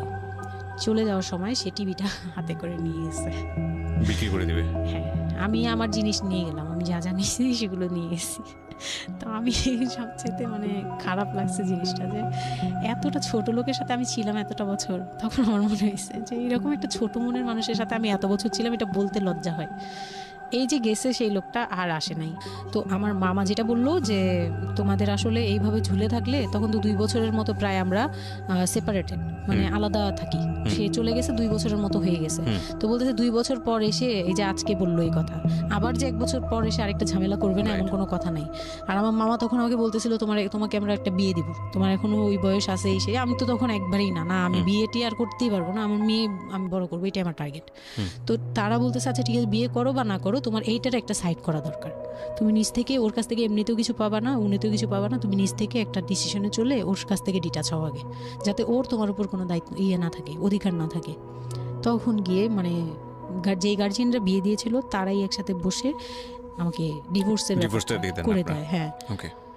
তো ডিভোর্স করার পর you feel bad for this, like আপনি ডিভোর্স দিয়ে দিচ্ছেন, ও মানুষটার প্রতি কোনো মায়া বা না, বিন্দু মাত্র না। আমার কেন জানি এটা ফিল হয়নি, আমি নিজেও জানি না। সবাই বলে ডিভোর্সের সময়টা নাকি খুব, কিন্তু আমার কাছে মনে হচ্ছিল যে না, এটা একটা ভালো সমাধান।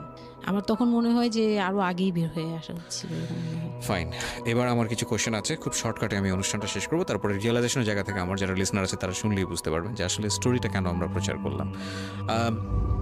আপনি তো এখন কোনো না কোনো জব করছেন, আপনার সন্তানের খরচ ভরণ পোষণ আপনিই দেন, এবং আমি জানি যে আপনার একটা স্বপ্ন আছে নিশ্চয়ই, এবং আপনি কোনোভাবেই চাইবেন না যে আপনার মেয়ে, আপনি যে অবস্থাটা ফেস করছেন সেটা আপনার মেয়ে ফেস করুক। এবং আমার কেন জানি মনে হচ্ছে যে আপনাদের গল্পটা শুনে যে আপনার মেয়ে আপনার খুব ভালো একজন বন্ধু, সব কিছু মিলিয়ে। ওকে, সো একটা কথা, সৃষ্টিকর্তা কখনোই কোনো মানুষকে কমপ্লিটলি আনহ্যাপি করে না, কমপ্লিটলি হ্যাপি করে না। হ্যাঁ, আপনার এই কষ্টময় জীবনের মধ্যেও আপনাকে আল্লাহ একটা বেস্ট গিফট দিয়ে দিয়েছেন, সেটা হচ্ছে আপনার সন্তান। কিন্তু আমরা যদি একটু অন্যভাবে দেখি যে ঘটনাটা ওর জীবনে ঘটে গেছে, প্রতিনিয়ত ঘটে গেছে, আপনি এই সমাজের জায়গা থেকে যদি আবার চিন্তা করেন, ওর লাইফটা কিন্তু একটা স্পটলেস লাইফ না। ও যখন সেকেন্ড একটা সম্পর্কে যাবে, সেই সম্পর্কটা একটা স্বাভাবিক সম্পর্কের জায়গা থেকেও চিন্তা করতে পারবে না। এবং ওকে যখন একটা মানুষ নিজের জীবনে নিতে যাবে সম্পর্কের বাইরে এসে, তখন একটা জিনিস চিন্তা করবে যে ওর একটা পাস্ট লাইফ আছে, ওর একটা মেয়ে আছে, মেয়ের বয়স কত বছর চলছে?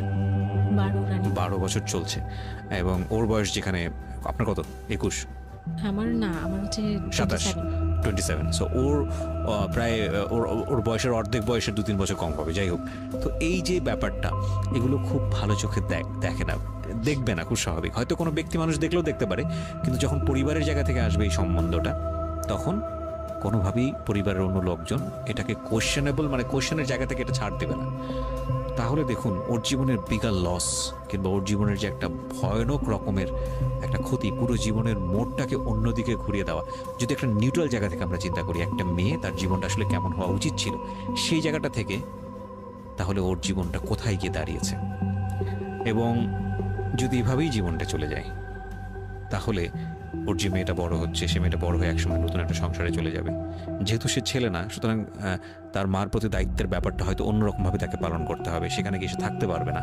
তাহলে এই মেয়েটা একসময় বড় হতে হতে হতে হতে হতে এমন একটা জীবনে আসবে যখন বার্ধক্য চলে আসবে, যখন আশেপাশে কেউ থাকার মতো থাকবে না, তখন এই মেয়েটার জীবনটা, মানে সারাটা জীবনের জন্যে তাকে একটা অদৃশ্য জেলে পুরে দেওয়া হয়েছে। পরিবার তাকে যে বিয়েটা দিয়েছিল অল্প বয়সে, সেটা পারিবারিক এক ধরনের সিদ্ধান্তের জায়গাটা থেকে সবাই মনে করেছিল এতে মঙ্গল হবে, কিন্তু আলটিমেটলি মঙ্গল তো হয়নি। উল্টো যেটা হয়েছে সেটা যদি জানতো আগে থেকে, তাহলে কেউ এই মঙ্গলটা করতে চাইতো না। কিন্তু এগুলো কিন্তু একেবারে আমাদের প্রত্যেকটা জায়গা থেকে আমরা কিন্তু সবাই বুঝি যে বয়সের ডিফারেন্স থাকলে কি হতে পারে। ভাই, এটা তো হিন্দি সিরিয়াল না।